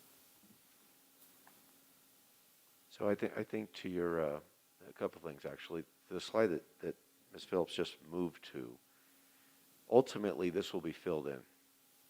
And so where there's a star above a date, then the staff will tell us what they need. And below it, we will have achieved a milestone. And onward to the right. And the culmination of all the milestones gets us to the realization of the vision in a lasting manner. Secondly, just to take a half a step back to your point about integrating things we've learned from the pandemic, that goes back to the 3 boxes I spoke about before, where it's preparation and prevention, responsiveness, and continuous learning and improvement. So the pandemic example would be under the 3rd, right? How do we incorporate that and leave essentially 20% or so of the model for flexibility to handle as moves and changes for things that we just haven't thought about that are reality. And then finally, from Ms. Phillips and my standpoint, as far as taking this to the public, independent of the specificity and deeper work, I would propose that we take several big rocks to the public at once versus trying to do each one independently, because we do have overlap, concentricity, and the opportunity to leverage each other's work. And it might be a bit more comprehensive for the public to absorb than doing it in pieces. Just a suggestion. And there is a concern too. I mean, Ron and I were ready to go this evening with an initial presentation, but it doesn't mean that goal number 1 is a higher priority than not numbered in a sequential priority. So we may need help from our stakeholders in terms of determining what are the priorities. That's feedback that we're going to need. I would just echo that from the standpoint that I know this was a first step or second step perhaps, but it was not intended to exclude the other sub-bullets within Goal 1. It was really meant to get a starting point, some traction. I think it's fair to say that the first bullet in terms of a physically secure school campus, that's just a pretty easy to identify where we are, where we need to be, and what it will take for us to get to where we want to be. Whereas if we were to, for example, move to bullet 4 and connect back to a previous conversation we had last work session, nope, not that one, but bullet the 4, under I'm number sorry. one, ensuring equitable, diverse, and culturally responsive learning environments. Obviously, that has a lot more going on into it than just identifying some upgrades, some investments, and to be able to schedule that out at scale. So just recognizing how this will continue to be a living and breathing document, one that will continue to revisit and continue to develop actions and strategies in alignment with where we're trying to go. Well, and I appreciate you taking this first step, because this is the first one that we've really had any kind of presentation from the work that's going on. And so I recognize fully it will change not only as the other goals come into focus, but as you continue to work with everyone you're working with. The one caveat I would ask about is, can this be done by school building, by site, rather than just generically? Because maybe you have it that way, and it's just not in the presentation that way. Two points to that, if I may. One, and I think it's just important that we emphasize anytime we're talking about the physical security of a specific campus, that we really want to treat that carefully from the standpoint that calling out, for example, a gap in a particular campus may not be the best way to speak to the specifics around physical security. I think that being said, we certainly can identify that in a more confidential atmosphere. And there was another point I was just about to make. Did you have something else that you would add to that? Because I think we are on the same page there. Yeah. I was going to echo what you said, is I understand why you would want that information, but I really wouldn't want to share vulnerabilities. Well, I'm a CPA accountant, so I don't know where the dollars and cents are. I mean, I wasn't thinking about that. Yeah. But ultimately, we want to have a very, very high quality set of minimum standards. And I do think we can just say we know there's work that needs to be done. The good news is we're not too far from it, and I think that speaks to focus and intentionality over the past few years, because I think Dennis can attest to this. Where we are today is much better than we were even a few years ago, but there's still work to be done. Yes, sir. So when we do go to the public, it's our intent, I believe, that we're going to go to each of our buildings and have meetings around the school district. And so when we have those meetings in a particular location, they're going to be very interested in their location. So I'm not suggesting any specific approach. I just want to make sure that we do consider that each school is a neighborhood or a smaller community within our larger school district. Absolutely, and everything on that list would be an advantage to every one of the buildings in our district. So without going into the detail that we're talking about, I still think that we could convey the message that of what each one of those individual neighborhood schools would be getting from these upgrades. So I've learned something from Dr. Summers in some of our meetings, like our offsites where we go to work, right? He always then says, now you get to pick next. Have you guys thought about what's the next big rock that you guys would like to see based on your initial foray into this effort? Is there a particular one that you feel would be a logical next step? I don't know if it's a sequential next step, but I'm assigned to goal number 5. So we have been working on that one. I don't know what work's been done on the others, but we could make it a goal.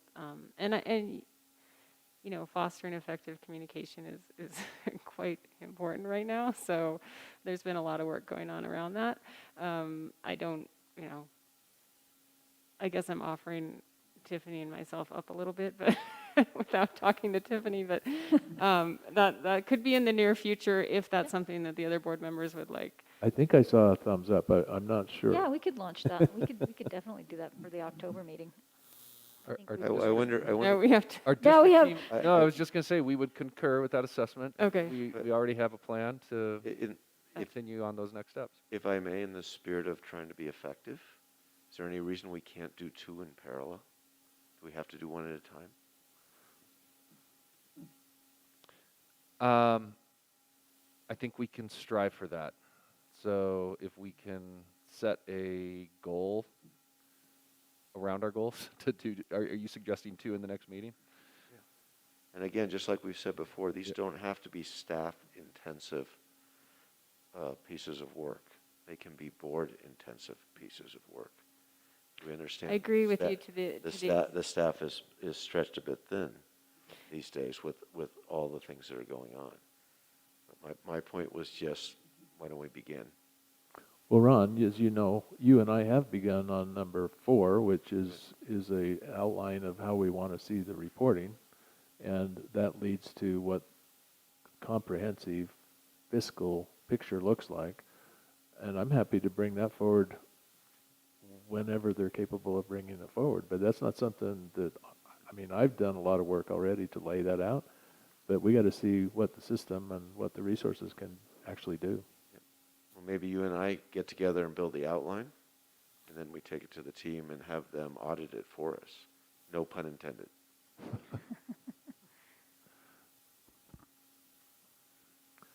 I think we can be open to that too. Because that one's underway. So I think then, Tiffany, number 2 is sort of the one you were going to lead and I was going to support you in. Yes. Is that right? Yes, sir. And That's with Mr. Frampton and Dr. Benton. and then number 3, I think Matt has, and I'm not sure who's with Matt on that. Oh, Yeah, that's myself and Ron, and then I also have 4, which is asset management, and that's me and you, Chris. oh, I was talking to. Oh, that's because you're the treasurer. That's why. Okay. I'll remain agile. There you go. Thank you, Ron. So Matt, the number 3, which is professional learning culture committed to continuous growth, that's for staff and teachers. Is that, generally speaking, is that right? That's correct. I think at a retreat we identified values, learning, recognition, compensation, benefits, etc. So I kind of I think what I heard, Teresa, that number 5 does make sense because I think the district is well prepared for it. It's been on everybody's mind anyway. So it would make sense that that could be the next one, number 5. And then I'm happy to do number 4 with Matt on the number 4, either next time or the time after. Let me come back to that overall time frame in a moment. And then what do you guys think of 2 and 3? Because they're, one's the content that's being delivered, right? Generally speaking, and 3's who's doing it. And they're very much tied together in my mind. So what I would propose is, and we can follow up with this to go a little bit more into detail in terms of timeline, I believe, at our next work session. I just don't want to go too far toward a commitment until we can ensure that we have every part of the lane fleshed out. But we could focus in on 5, and to whatever extent we want to go into 4 for this next October meeting. And if we can give ourselves a little bit of cushion and say no later than December, we can make sure that 2 and 3 are addressed. So whether that's November for 2 or December for 3 or vice versa, we can figure out our way forward there. But by the end of this calendar year in December, we can have gone into some level of detail, such as what was begun tonight, so that we have more of the details and action steps identified for each of our goals as we're continuing to carry that forward. And then whatever point we identify the appropriate time to continue to involve the community in feedback and input regarding those details, that will help continue to have momentum behind the movement, so to speak. Well, that's a lot of work that I just heard said, and it's the holidays, so I mean it's a lofty goal to have all 5 with all 5 bullets laid out somewhat in a cohesive plan that we would then be prepared to go to the community and starting next year. I think it's doable. I'm just saying that's you guys know how much 2 rocks of your 5 were, and you've got 3 more still to do some work with. Do you guys think that's reasonable based on your experience so far? I do. And what I would respectfully add, if I could, is this is our work, right? We're doing these things. It's just perhaps not as systemic or strategic as we have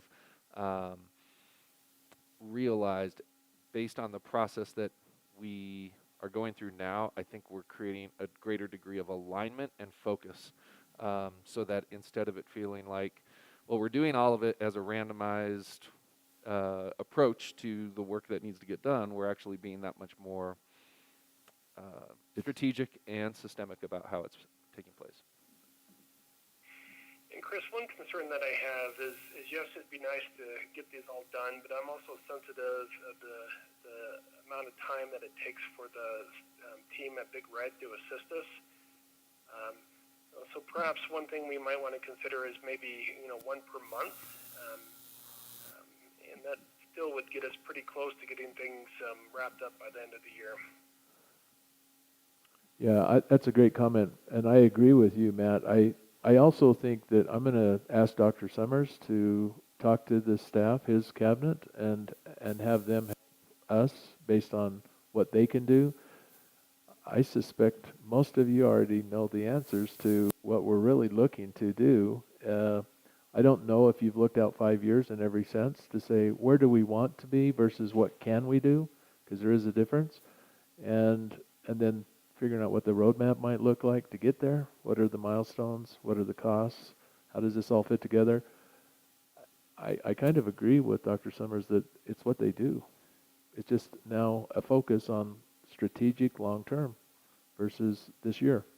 And if I could just speak real briefly to that, a great example for how this is embedded in the work that's already occurring would be the research and process that's going to be generated as we're looking at the adoption of a revised or new literacy curriculum, K through 5. While that's not the sole bullet that lives under Goal 2, that will be our primary area of focus as we're working through this year, along with a few others. Short term. Exactly. So what we're really talking about there is a more time-bound goal that we know we have that in front of us for consideration and adoption as we work through the rest of this school year. We may not be able to get to every bullet to the same level of depth, but that would be one example of work that's already occurring. Now, keeping in mind that that purchase, that acquisition, also is going to have multiple years of implementation focus and training and research that's going to go into us making sure that not only have we chosen the right resource, but that it's actually being implemented with fidelity. That would be a great example of work that's already occurring. We're just putting it and being intentional about how it lives within the shell of the strategic plan. Well, I liked Ron's concept of the Olympic rings. I like that a lot, actually. And that's what this is when it's all put together, we can actually go to our community and say, what does it cost? Because some of these are ongoing costs, some of them are capital costs, and we can figure all that out once we have the larger vision of it all. And that way we can actually say, our mill rate needs to be X if you want the ideal. It's got to be X minus whatever if you want good enough, or whatever, however we term it. But the point being is this is crucial that the community understands. First of all, they do understand there's a cost with everything, but what do they get for that cost, right? We're trying to also help them appreciate the value of the school system as a whole, and then what is the cost, and what is the milestones of getting there drive the financing capability, whether it's a bond, a mill levy override, or whatever that means. So I think we have a deadline in January to finalize our budget. Correct. It seems like this should all support that budget that is this year's activity. And then we got the foundation for next year's budget right in place going into January. So I'm comfortable with year end to have these discussion documents, I'm going to call them, not drafts, discussion documents, ready for the 5 big rocks And then we'll figure out, I think, how it's best to bring it to the community, right? Because I could see curriculum and teacher development as a pretty good discussion in and of itself, whereas the financial aspect is sort of a capstone of everything. So anyway, that's just me. But I just wanted to lay that out, that I'm comfortable, if you are, that we all aim for year end to have these discussion documents completed, and that means audited by the admin and prepared by the board, right? So that we can actually get something so that we can all feel comfortable with, and it becomes our vision of what we want Lewis Palmer School District 38 to look like in the future and today. And how do we get to the future from where we are, and what are the costs? And to me, that's comprehensive, it's strategic, and it was the one thing that we lacked during the bond campaign last year.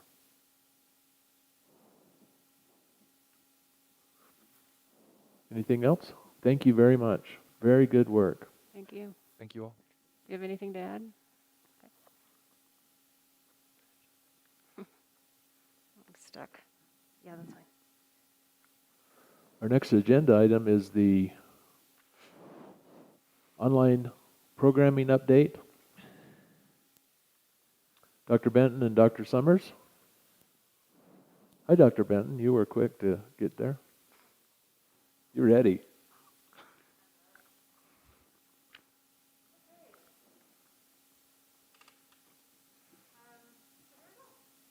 Is it on? Test, test. That one's on. Thank you, sir. Is that better? Okay, so K-12 online programming came to you today to discuss several of the updates related to our big launch with district-wide online programming, including a newly developed elementary program, a modified middle school program, and our existing high school program. So the first thing we want to do is just say thank you. This has been an incredibly heavy lift by a variety of our stakeholders, including students, families, all of our teachers and counselors who have worked with our families to find the best available option for the children, our special service providers who are continuing to support students in a digital environment, which has presented a variety of challenges as well as opportunities, our technology and learning services departments, all of the coordinators who have helped support the program, and the administrative support. We have two options in our online elementary program. We have a part-time homeschool, part-time online. We have a few kindergarten students actually taking advantage of this option. We have full-time online, and the majority of the students enrolled in the program are actually enrolled full-time online. Elementary is a little bit different and more challenging to break up into different subjects. We do have a handful of students who are accessing some of the exploratory or elective offerings in more of a homeschool setting. Hopefully Dr. Summers was able to send out the update that we finally finished out this afternoon. We wanted to give you current numbers as of Friday. It also appears in your agenda as the second attachment. So the courses that are currently offered are a full K-5 schedule, including reading, writing, math, science, social studies, and specials. The one special that we do not offer is technology, and the rationale behind that is that our students are accessing technology to access their learning. In 6th grade, we offer a comprehensive program of English language arts, math, science, social studies, and 2 electives per trimester. And currently, our students are able to access 6th grade band, an art exploratory, PE, and guitar. We also offer a variety of social emotional learning supports. There's an entire page there for you, including everything from weekly meetings with mentors, from the homeschool for connection time, social emotional curriculum delivery, and progress monitoring.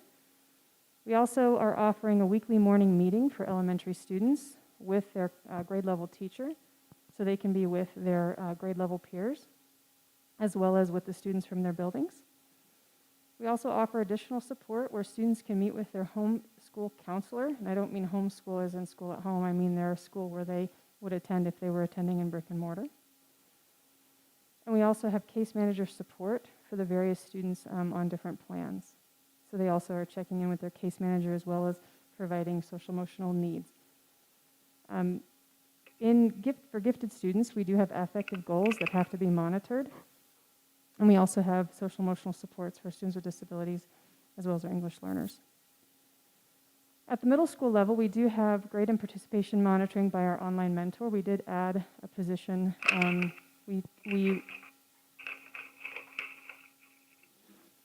We shifted our study hall supervisor to be able to help support our online students.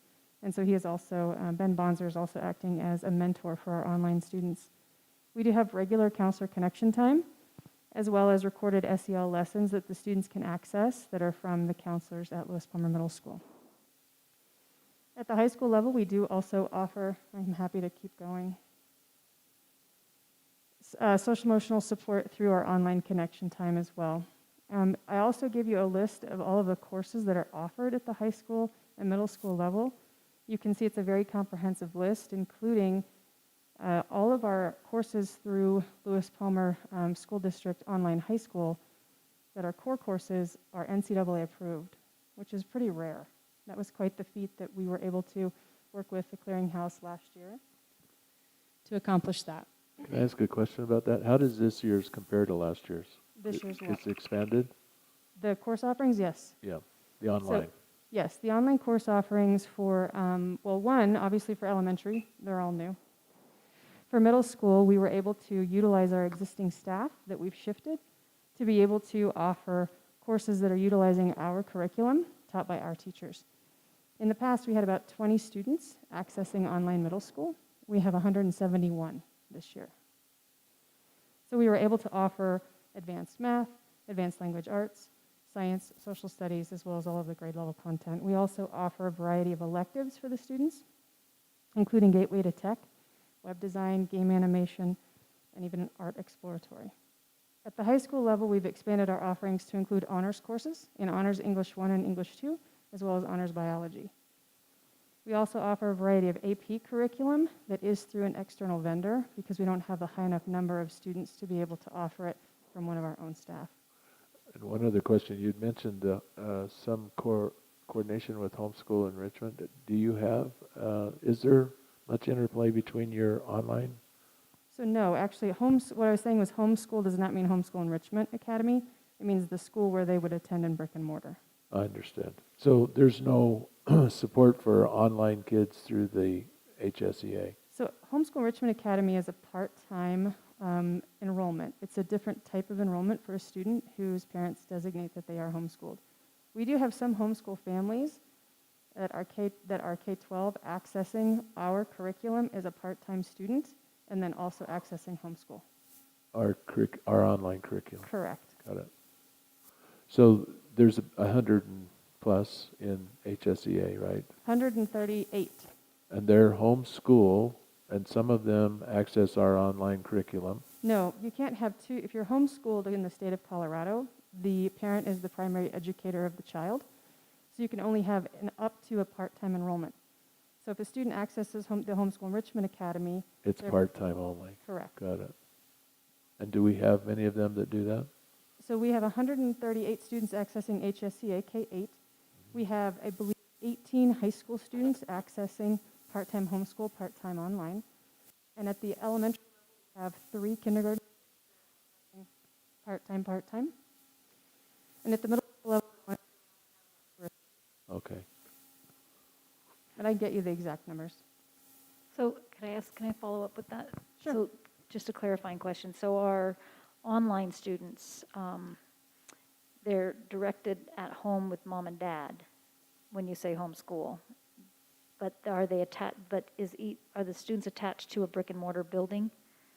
Not sure I understand your Okay, question. so when Chris was asking the clarifying question of the difference between the HSEA students and versus when you said they're at-home students or homeschooled students that are homeschooled through the online program.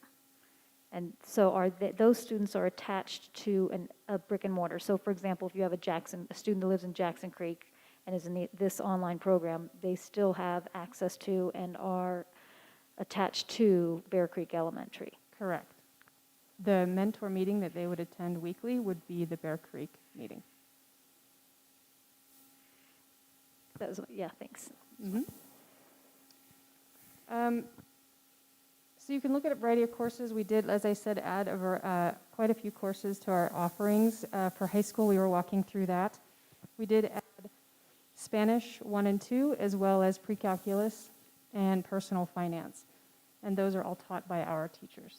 So you can see the way that I kind of differentiated the course offerings. If you don't mind, I have a question. Sure. Are there any courses that you wish we could still offer? Are we covering, have you been able, I know that you've added classes, so are there additional ones that you either wish you could add or that students have had to go to other online programs because D38 wasn't able to provide that class?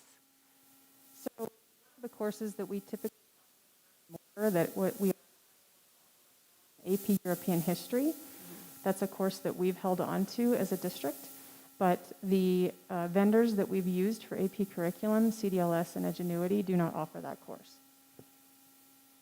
Oh, so the only way to take AP European History is in person? Correct. Okay. But we do offer a variety of other AP Social Studies courses, pretty much every other course that's offered for Social Studies.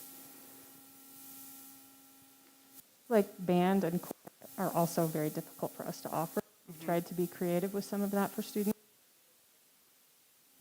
I think the general consensus from the community has been that they're impressed with the band offerings, considering the conditions. So quite honestly, I'm impressed with the band offerings. I think it's like 1-to-1, 15 minutes a week for a student. It's like almost like getting a private lesson. But anyway, I diverged.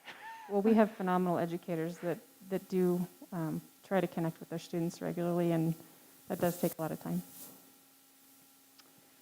So I also detailed out the enrollment numbers, and just to give you an idea, this is as of end of day on Friday. So 322 elementary students.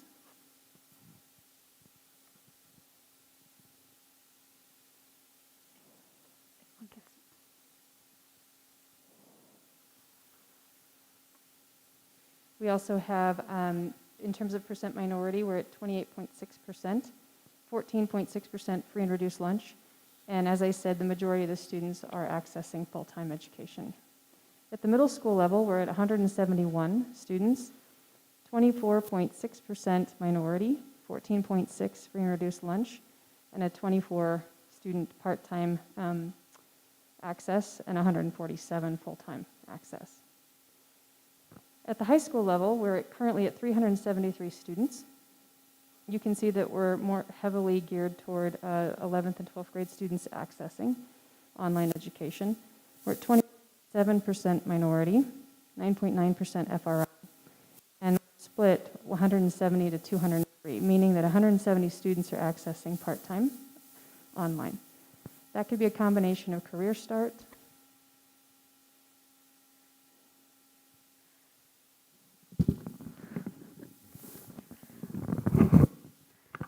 we'll just keep trying different microphones and see if it can. I honestly feel like the mask makes it all really challenging, so I apologize.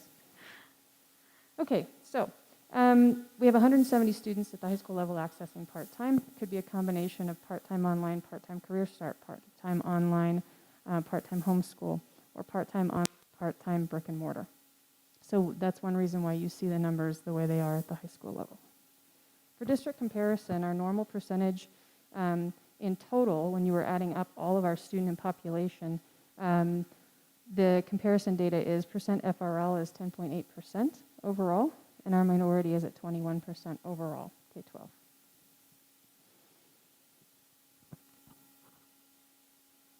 I also gave you staff that we have added, or as we say, reassigned. Some of them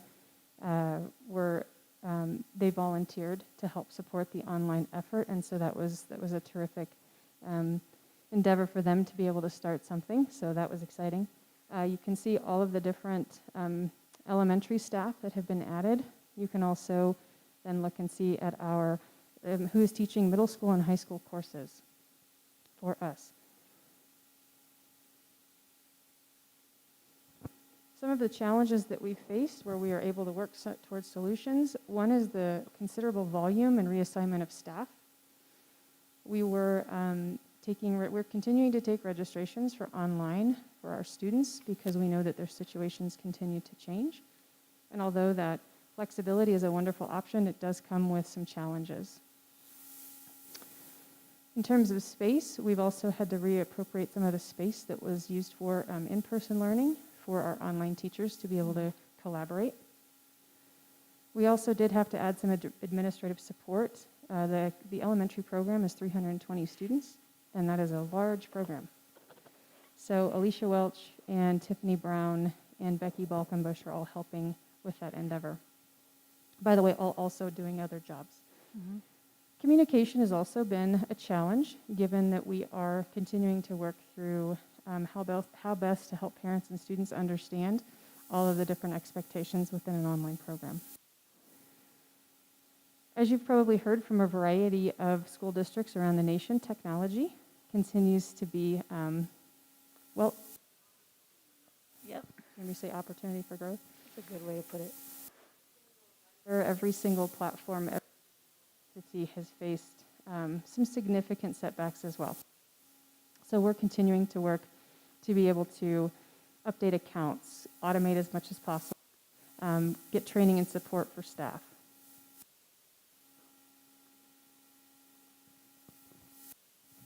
Some next steps are asking students and families for feedback.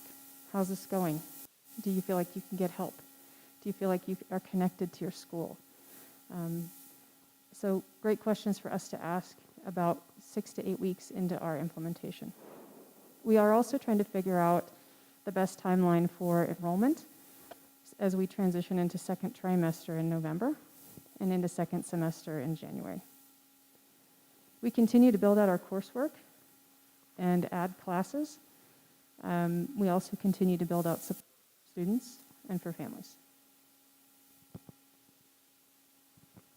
Do you have a gauge on how different the enrollment will be in second trimester? So is that feedback you'd be That's one of the soliciting? challenges, is trying to determine. It's hard right now for families to make that decision. And so we're trying to determine when is the best time for us to ask that question, given the fact that every week something could change. Right. Enrollment stability would definitely help with our teachers and being able to staff it appropriately. So I have a couple questions, and it may be too early in the process for some of the answers, but it's really a three-part question that you'll likely answer in one answer, so I'll put them all out there for you if that's okay. No need to write it down. Dr. Summers has a photographic memory. With no film on the camera. It's digital. So first, when you talked about metrics we have to abide by as a district, I'd be curious, what is inside of that? What are the metrics? How often do we measure them? And what's the rationale behind the metrics? That's thing one. Thing two is, it's a bit early, but what are we learning so far as educators about how online education is taking hold in our community or not? In other words, are we getting equal, better, or worse absorption ratios by the students? Is their attention span equal, better, or worse? Is their retention ratio equal, better, or worse, as an example? And then finally, when you look at the various student counts in the various age groups, what does it mean? What does it tell us that we have X% free and reduced lunch, X% minority, and more so in one age category than the other? Is that enough? That's a lot. So we are currently looking at a variety of metrics. We are looking at progress reports at the elementary level. Parents will be getting those next week toward the end of the week for all of our online students. In brick and mortar, they typically get their first update during parent-teacher conferences. What we're trying to do within our online program is give more frequent updates, because they don't get the Thursday folder home with work. They don't, it's a different type of communication that's needed. We definitely look at engagement statistics in terms of whether students are engaging and then whether or not they're completing work. So we also are looking at that. I hate to say that grade data is how we monitor, especially at the high school level, but it's progress completion. Are they completing the courses in a timely fashion? We actually have dashboards for the students on their courses in Canvas to show their progression. We also provide access for families to be able to see how their children are doing. To answer your question around what do the demographic metrics tell us, that tells us that we have a higher percentage of minority and a higher percentage of FRL accessing our online program. So one of the things that we did with that data is we made sure that parents understand that we want to support students that have needs. And so we've sent out a variety of communications saying, please make sure you fill out information if you are in need because of fees and things like that. It also tells us we need to pay attention to student access. Do they have the resources that they need? So one of the things that we did just this last week is looked at kindergarten materials that need to go home, that are tactile materials, that we didn't send home prior because we thought people would have access. That wasn't the case. So we're trying to constantly monitor based on parent feedback, based on teacher feedback, and based on student engagement. So, Thank you. in terms of what educators are learning, I did have to write it down. Dr. Summers was so ready. I was ready. Okay, do you want Dr. Benton's on it. Do you want to take it? Oh, please. You're doing a great job. In terms of what educators are learning, here's the thing, and I'll just be really honest. This is hard. This is hard work. The majority of our teachers got into education to work with children in a one-on-one or face-to-face capacity. So learning these skills, learning how to transition from an in-person environment to a digital environment can be really challenging. But I applaud our educators who continue to show up every day and dig in and learn more skills on how to do that. Mm-hmm. We have different supports at different levels based on the platform, and we have different tools. We have different training that we do with staff, all the way to sitting individually one-on-one and making sure all of their links work. We have a variety of tech support emails that students and families can access to get help if they need it in real time. Those are all things as educators, you can't just walk down the hall and have a kid ask you. So how do we make sure that we're supporting learning? So you ask, what are we learning? We're learning a lot. We're learning some of what we do, and we're learning a lot of what we already know, which is student connection goes a long way. Working to build relationships with students helps leverage learning. But we're also learning a lot about new tools that are really challenging and don't always work the way we want them to. We're learning about deficits within some of our platforms. We're learning how grade passback works. I mean, we're learning a lot of things that if we had longer time to implement, we'd do it better, and teachers wouldn't be frustrated, and families wouldn't be frustrated. But I still go back to our staff is working so hard to keep kids connected and learning and progressing. So I applaud our staff. Yeah, we're very grateful for what they're doing, and we know it's different than what they signed up for, but it's a testament to how Americans can innovate on the fly when we need to. The only other thing that I would add, and while online education as a platform is not new, I do think it is obvious from the demand that we're experiencing right now that the numbers are such that there's a greater demand than we've ever experienced, certainly in a local community. To be able to create really on the fly an online program that is meeting the needs now, or working deliberately to meet the needs of every single one of our students that is currently enrolled. Again, testament and tribute to the hard work and the collaboration that's taking place. Understanding the lift that our staff have, also understanding where our families are at in that process. And I think something that is important for us to think about, not necessarily make decisions on right now, but to forecast and look ahead toward is, will this be a program that maintains the current level of demand as we go further into this year and potentially even thinking about next school year and beyond? And that is a question that I think we're beginning to process with some more detail. We just have to be very cautious in terms of how we're investing dollars, resources, training, et cetera, if that is the direction that our community is telling us that we need to go. I'm not really saying right now that there's a good or a bad solution to that. I think the situation is what it is from the standpoint of people are not necessarily choosing this out of this is the learning environment that I want, although there may be some people that are saying, hey, we really think that there is value within this type of model and paradigm. So it's just something that we need to be mindful of and think through in terms of what that long-term sustainability could look like for this type of program moving forward. Thank The you last both. page, the last page of the addendum that we added is just an estimated cost. We're not there yet. Shannon and I continue to look at cost, but this is just an estimate, and it's basically a reappropriation of about $2,200 on average per student in the program. It's just incremental cost, though, because the people would be far more than this, right? I mean, you've got a lot of people now that are focused on it, working on it, and you haven't included their costs. Correct. These are people who are just incremental costs that are identifiable. correct. So 868 students are online. That's a school. That's a big school. And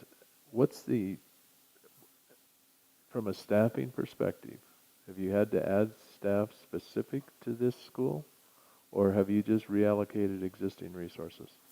Yes to both. Yep. We did add some staff utilizing CARES dollars, including a 0.5 elementary coordinator and a couple of adding on to other people's duties. The rest, and then a small increase at the middle school as well. The rest have all been reappropriated out of existing staffing. Correct.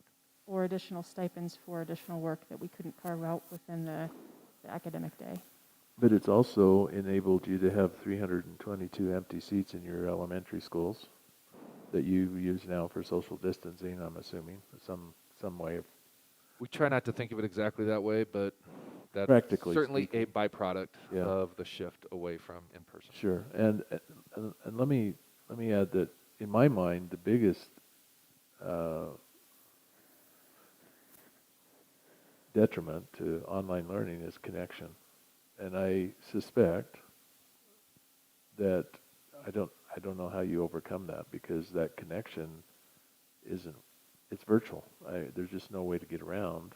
The lack of connection for online learning is real. That's why I've asked multiple times about our HSEA program that gives you connection, even if it's only one day a week.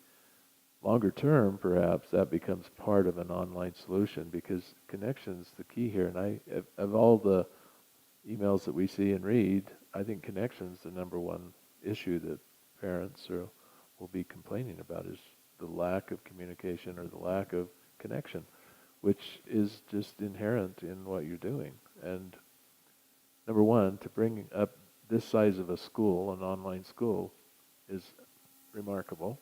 And number two is the focus, though, really moving forward, is, as I see it, is how do you maintain that connection, which you've addressed or you've brought up several times in your presentation. That's the variable that's so hard to lock down. The rest of it is nuts and bolts sort of thing, but the connection is really... We did add a variety of synchronous sessions for elementary and middle school, but a layer of it is that some parents do want an asynchronous option. Mm-hmm. And so some families want flexibility based on whatever their circumstance, and so their students may or may not attend in the synchronous sessions. So that's another layer where a student doesn't physically walk into the building, right? And so we have to get them to be able to use Google Meet to do that. So the choice variable is more variable with online than it is when they show up to classes. Correct. That's interesting.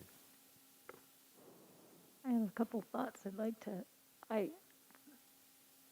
the amount of work that went into this and the time frame. Basically, our elementary online program, it was like building the airplane while it's in flight. And yes, we had the middle school and high school online program, but the elementary, the way it has come together so fast and so furious and with such dedication is commendable. And Chris, you brought up a really good point when you said that it's like having its own school. We even have a dean. Tiffany Brown's the dean of students for our online program. And when I'm looking at this staff list, what I see is the way I understand it is we have teachers that are teaching a group of students across the district, but the connectivity and the touch, the touching base is at the brick and mortar building in their area, right? It's actually both. Okay. So like, for example, ELA math or 5th grade accelerated math, it's these individuals cover the entire district. Correct. So Erica Ensign is our kindergarten online elementary teacher. Right. Responsible for literacy implementation, as well as she's got a partner in crime for literacy as well, in Jenny Reed, who is doing literacy instruction and intervention for kindergarten students.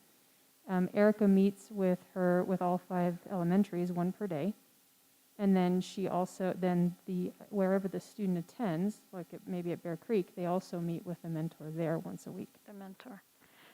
And I think that's, when we talked about choice, I go back to one of my children had to do, we enrolled one of my students for online education for a semester back in the day.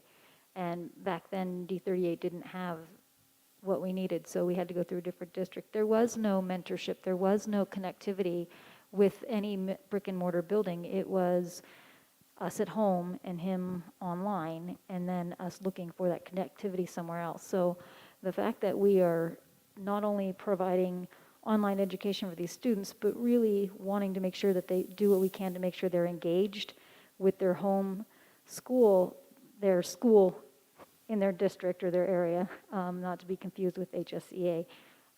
I think that's good. I think it's good. I think it's a leap. It's a step forward in being innovative and creative, and meeting the needs of parents. We've definitely seen that feedback from parents that they still desire that connectivity. And I would just say kudos to Alicia and Tiffany and Becky, who really have done the heavy lifting with the teachers that are listed on this page to help design the program as we continued to get students enrolling in the program. Mm-hmm. So, and then kudos to all the instructional coaches at each site are actually the online mentors.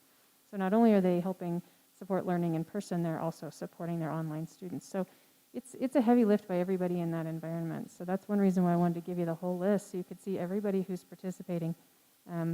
Annette Bass is our district GT facilitator, and she's also teaching a 5-6 accelerated math combo on top of that. So there's a whole list of folks helping out. Kevin Sinkowski is actually a middle school math teacher. Saw that. Who's teaching accelerated math. That's so awesome. Yeah. And we just started building this for the elementary level. How many? Just within June. June. Yeah. 4 months. That's pretty impressive. Well, I would just add one thing to the distance learning with the hybrid model. I know a couple kids that get more one-on-one with teachers now than if they were in school every day, because the kid doesn't take the initiative to go talk to the teacher. And now they're kind of like, I have to talk to my teacher. So there may be more other students like my own that, are actually getting more one-on-one with their teachers than they ever do when they went to school because of shyness, whatever. Any other questions? I have one question, but it may be a work session question. And it kind of went back to when MA was talking about the Canvas versus Infant Campus. What platform is our online program using? So our online platform at elementary, K6, is using our Google Classroom with Google Meet as their virtual meeting option. And then our Canvas is for grades 7 through 12. And that also aligns for in-person or hybrid as well as online. And we also use Google Meet, but there's also a Canvas Meet feature as well. And that's hard. It's a programming issue that I had this discussion at home with my own student who's in person. But Canvas, often takes, the programming, the way you input in Canvas versus an infant campus, we're still working out, there's a lot of kinks to work out, and that's So, just a, yeah, that's called grade passback. Right, It's right. actually through it's through basically a separate system. right. And so we basically take Canvas, data in Canvas, push it through, and then it goes into Infinite Campus. It's a tool that our teachers are learning to use. Some of them like it, some of them don't. So we're working on consistent training and support for that as well. There's always the manual override feature, though. Infinite Campus is the official record. Right. And like Canvas doesn't take zeros. So if you put it in, it's missing, it just is blank. Infinite Campus, a teacher may put in the word missing, it calculates as a 0. So there's just it's a different language, if that makes sense. Yep. All right, thank you very much. Good presentation. Thank you. Great work to everybody. Amazing. Good job. Thank you so much. I keep this thing so. So our next presentation is the financial planning and analysis, agenda number C4.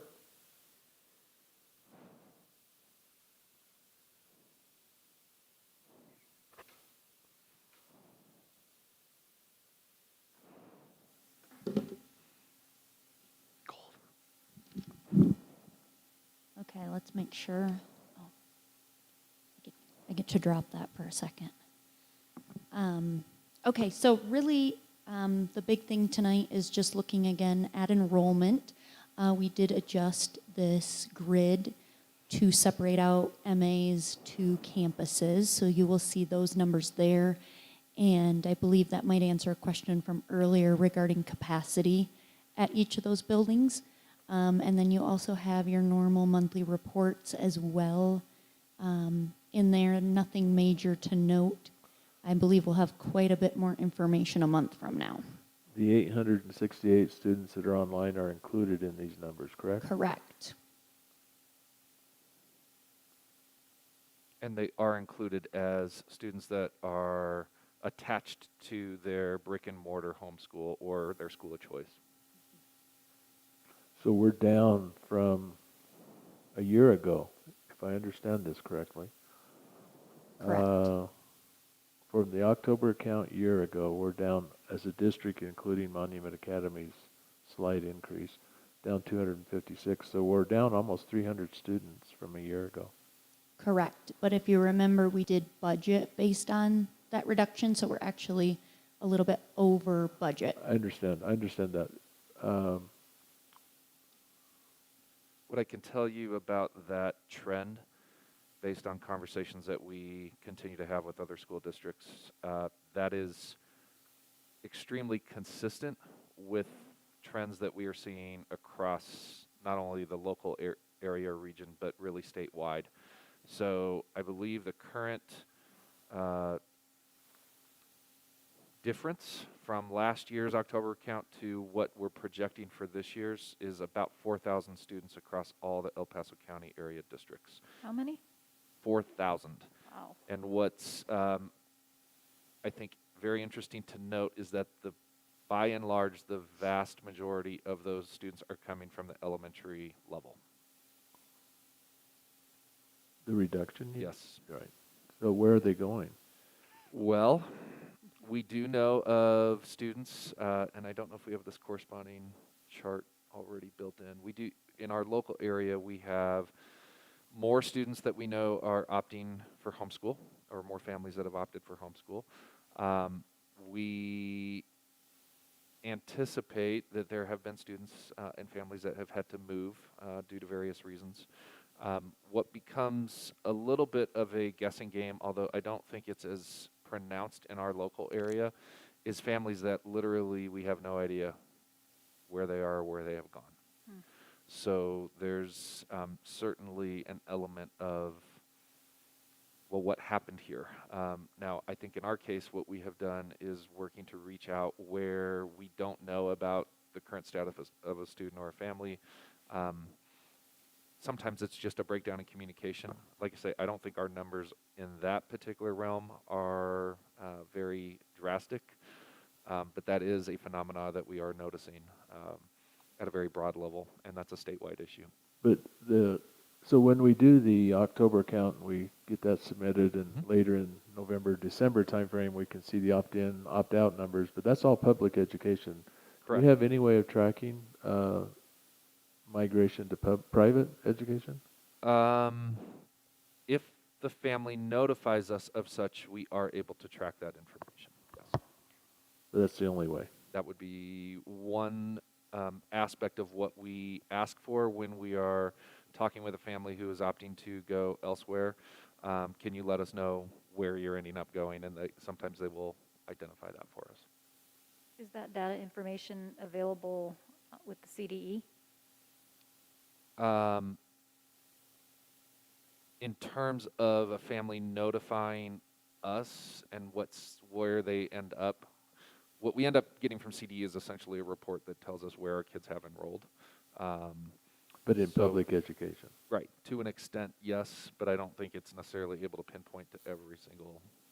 I didn't know if it's mandatory for a family to report where their student is going. Every Getting family an education. should, from a compulsory attendance perspective, either sign their student up for public, private, or homeschool. What I'm accounting for is there are students that may not be, or families that are not necessarily creating that level of notice as we would typically expect. Sir. So quick one on the trend in El Paso County. Mm-hmm. So our numbers are about 4%, 3.7, something. Is this rough 4% trend across our county unique to this particular school year and therefore potentially COVID-driven, or is it a trend that's been happening for several years? Depending on the district, there may be other factors or variables that contribute to a downward enrollment trend.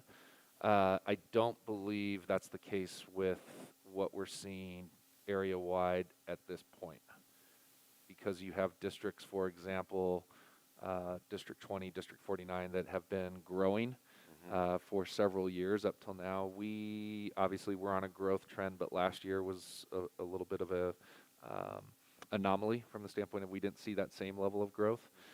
But in those districts, bigger districts, of course, they are seeing a rapid decline in enrollment, and it just makes sense to attribute that to the current situation with COVID as opposed to any other factors that may be contributing to that decline.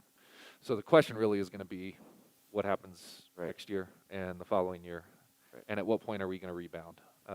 My prediction would be that every district at some point in time will expect, and we should probably be expecting this as well, 2 to 3 years down the road, to see a reversal of this trend as things get quote-unquote back to normal.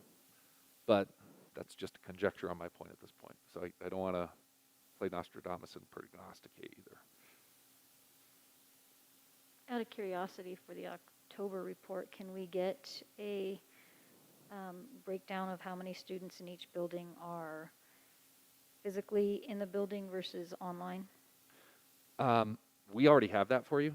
So if you we just didn't put this all in one graph, but if you look at the previous update and you just account for how many of that, for example, Bear Creek being the first of that 746, I think I have it up here.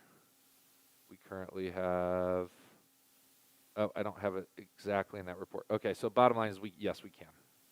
It's not looking, it's the overall enrollment by grade level currently in that previous report, but we can spell that out by each campus as well. I mean, I can do deductive reasoning and from Dr. Benton's report and see, for example, middle school, and it shows 7th and 8th. Correct. Okay. Okay.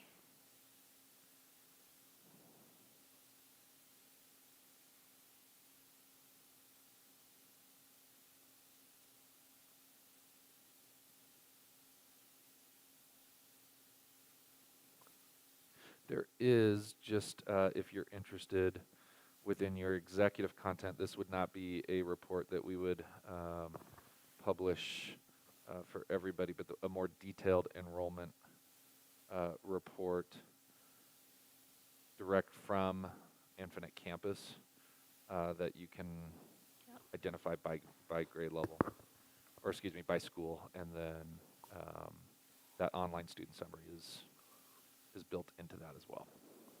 So which of our big rocks contains the forecast of enrollment growth?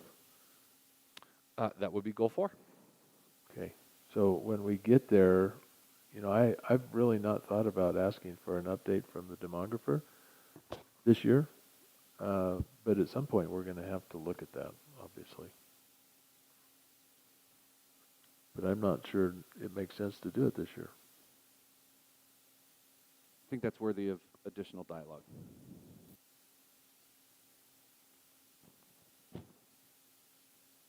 The only school that's near capacity is Lewis Palmer Elementary School and the Palmer Ridge High School. Well, both high schools, practically speaking, but It's definitely a different trend than what we were dealing with as recent as a couple years ago. yeah, 2 years ago I was being told we were going to have a tsunami of growth. And last year was an anomaly. This year's a second anomaly or a trend, one or the other. And maybe the other way to think about it too is just what are the different forces that are creating a push or pull for additional or lower enrollment? Because I think making sure that we're attuned to what those circumstances or factors are can help guide our forecasting efforts, recognizing that it is a little bit of a, well, if this, then this type of proposition. And I do think going back to our demographers report last spring, which I think may have been largely overshadowed by the current pandemic that we are dealing with, or what we just started dealing with last spring, I do remind you that he created multiple scenarios for us to be thinking about. So it wasn't really it's this, it's, well, it could be. We could use that in our what-if analysis as we move into our financial plan. The thing that surprises me still is all the homes that are being approved, the subdivisions. I'm not seeing any denials for building permits. And when I read the OCN, I see lots of approvals. So there's still building going on. And there will definitely be a ripple effect of how that affects families moving into the community, and where do we see that growth happening over the next, I mean, if we were to put a 2 to 5 year window on that, we will see growth eventually. It's just a matter of where is it, how quickly will it affect us, and what will our response be to deal with those pieces.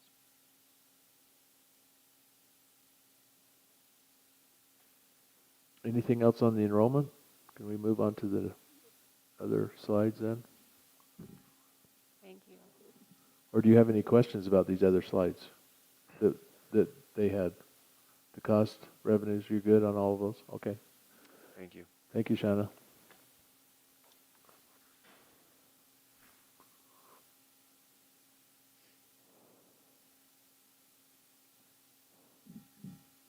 Good evening. So, you have before you both the new hire and the termination reports. These are pretty standard reports that we put out every year. Some things to consider during the new hire report.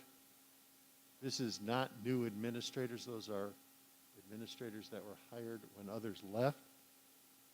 The administrators sort of followed the trend that when you look at the termination report, 2 of the administrators that we lost, actually one of the administrators we lost a teacher and an administrator, a married couple, who relocated. So we saw some relocation, and you'll notice that in the termination report, relocation trend was a little bit of an uptick this year. It was very interesting. But fairly standard year. I think we were right around 80%, which is right around average for our experience level and all of those things with regard to teachers with experience. Lewis Palmer tends to hire a more experienced teacher. You'll notice 9.6, a little slight uptick. There were a couple individuals who probably accounted for a good chunk of those years coming in. Hired some more experienced teachers. Termination report, statistically, probably not a whole lot of difference between this year and prior years.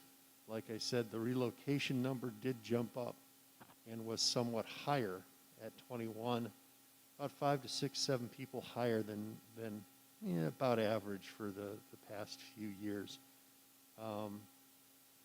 Many of those relocations were tied to the military. About 4 of them, 5 of them were tied to the military, which moved fairly late this year because of COVID.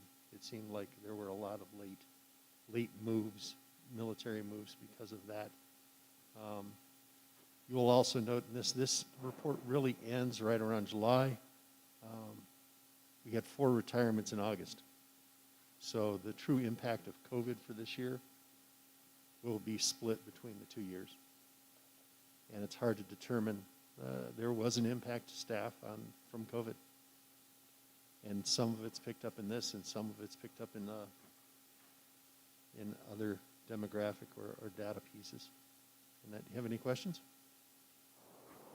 I have a question. Yes. I'm trying to see what document I'm on. I'm looking at new staff to the district. Yep. 5-year comparison. And when we look at 2020, 2021, I always feel a little nervous when I still see 1 vacancy left to fill or 7 vacancies left to fill. Yeah, that's... is it fair to say that there are other employees or staff or teachers taking up extra work until... We have substitutes in place, or we are currently filling that with others. And that some of those classified openings, we have 1 in grounds right now that has been hard to fill. At the time of this report, there were several in food. We've since filled those, so it's a continual moving target. That 1 filled and certified was, I think, filled already. So by the time you write the report, it's out of date. Okay. Yeah. Can you just characterize broadly, are there unfilled positions because of pay reasons, or are they unfilled because of for other reasons, or can you characterize it? Yeah, to characterize it, it would be late terminations with the classified, or excuse me, with the certified. We had a number of people who left towards the end of the season rather than at the beginning of the season. Not a lot of people generally leave in August. We had more leave towards July, August than we have in the past. 2, in the classified ranks, we're battling an unemployment compensation system that is compensating people fairly well for being unemployed. So when you're getting $300, $600, and $300 more from the government, it tends to be a little less of a push back into the workforce. So that has made that difficult. And yes, wages always matter when it comes to those things, but probably more of the latter. Thanks. Sure. Out of curiosity, I've asked this before, but can you refresh my memory? Those ones that you just mentioned with unemployment, how much of that is on us versus that 100% on the district, or? No, we pay a percentage of their wages on our unemployment insurance, but that utilization impacts us for the next several years. And what was very interesting to learn is that at the first part of the season, that any unemployment claims, even though we were paying people at the very end of the year, the unemployment insurance people considered that a severance package, and we lost the unemployment hearings. So we paid unemployment on people. Okay. Yep. That was a warm, fuzzy feeling in my office. We don't like losing unemployment claims. Any other questions? Thank you, Mr. Foster. You bet. Thank you, Mr. Foster. Thank you. So the consent agenda, hopefully you've all had a chance to review it. Is there any questions or comments about the consent agenda? And then specifically, Ms. Upchurch, are you good with the minutes of the previous meetings? Yes, sir. Excellent. Yes. May I ask for a motion to approve the consent agenda from someone? Motion to approve the agenda, consent agenda. A second. Second. Any questions, comments, suggestions? Matt, this is your last chance.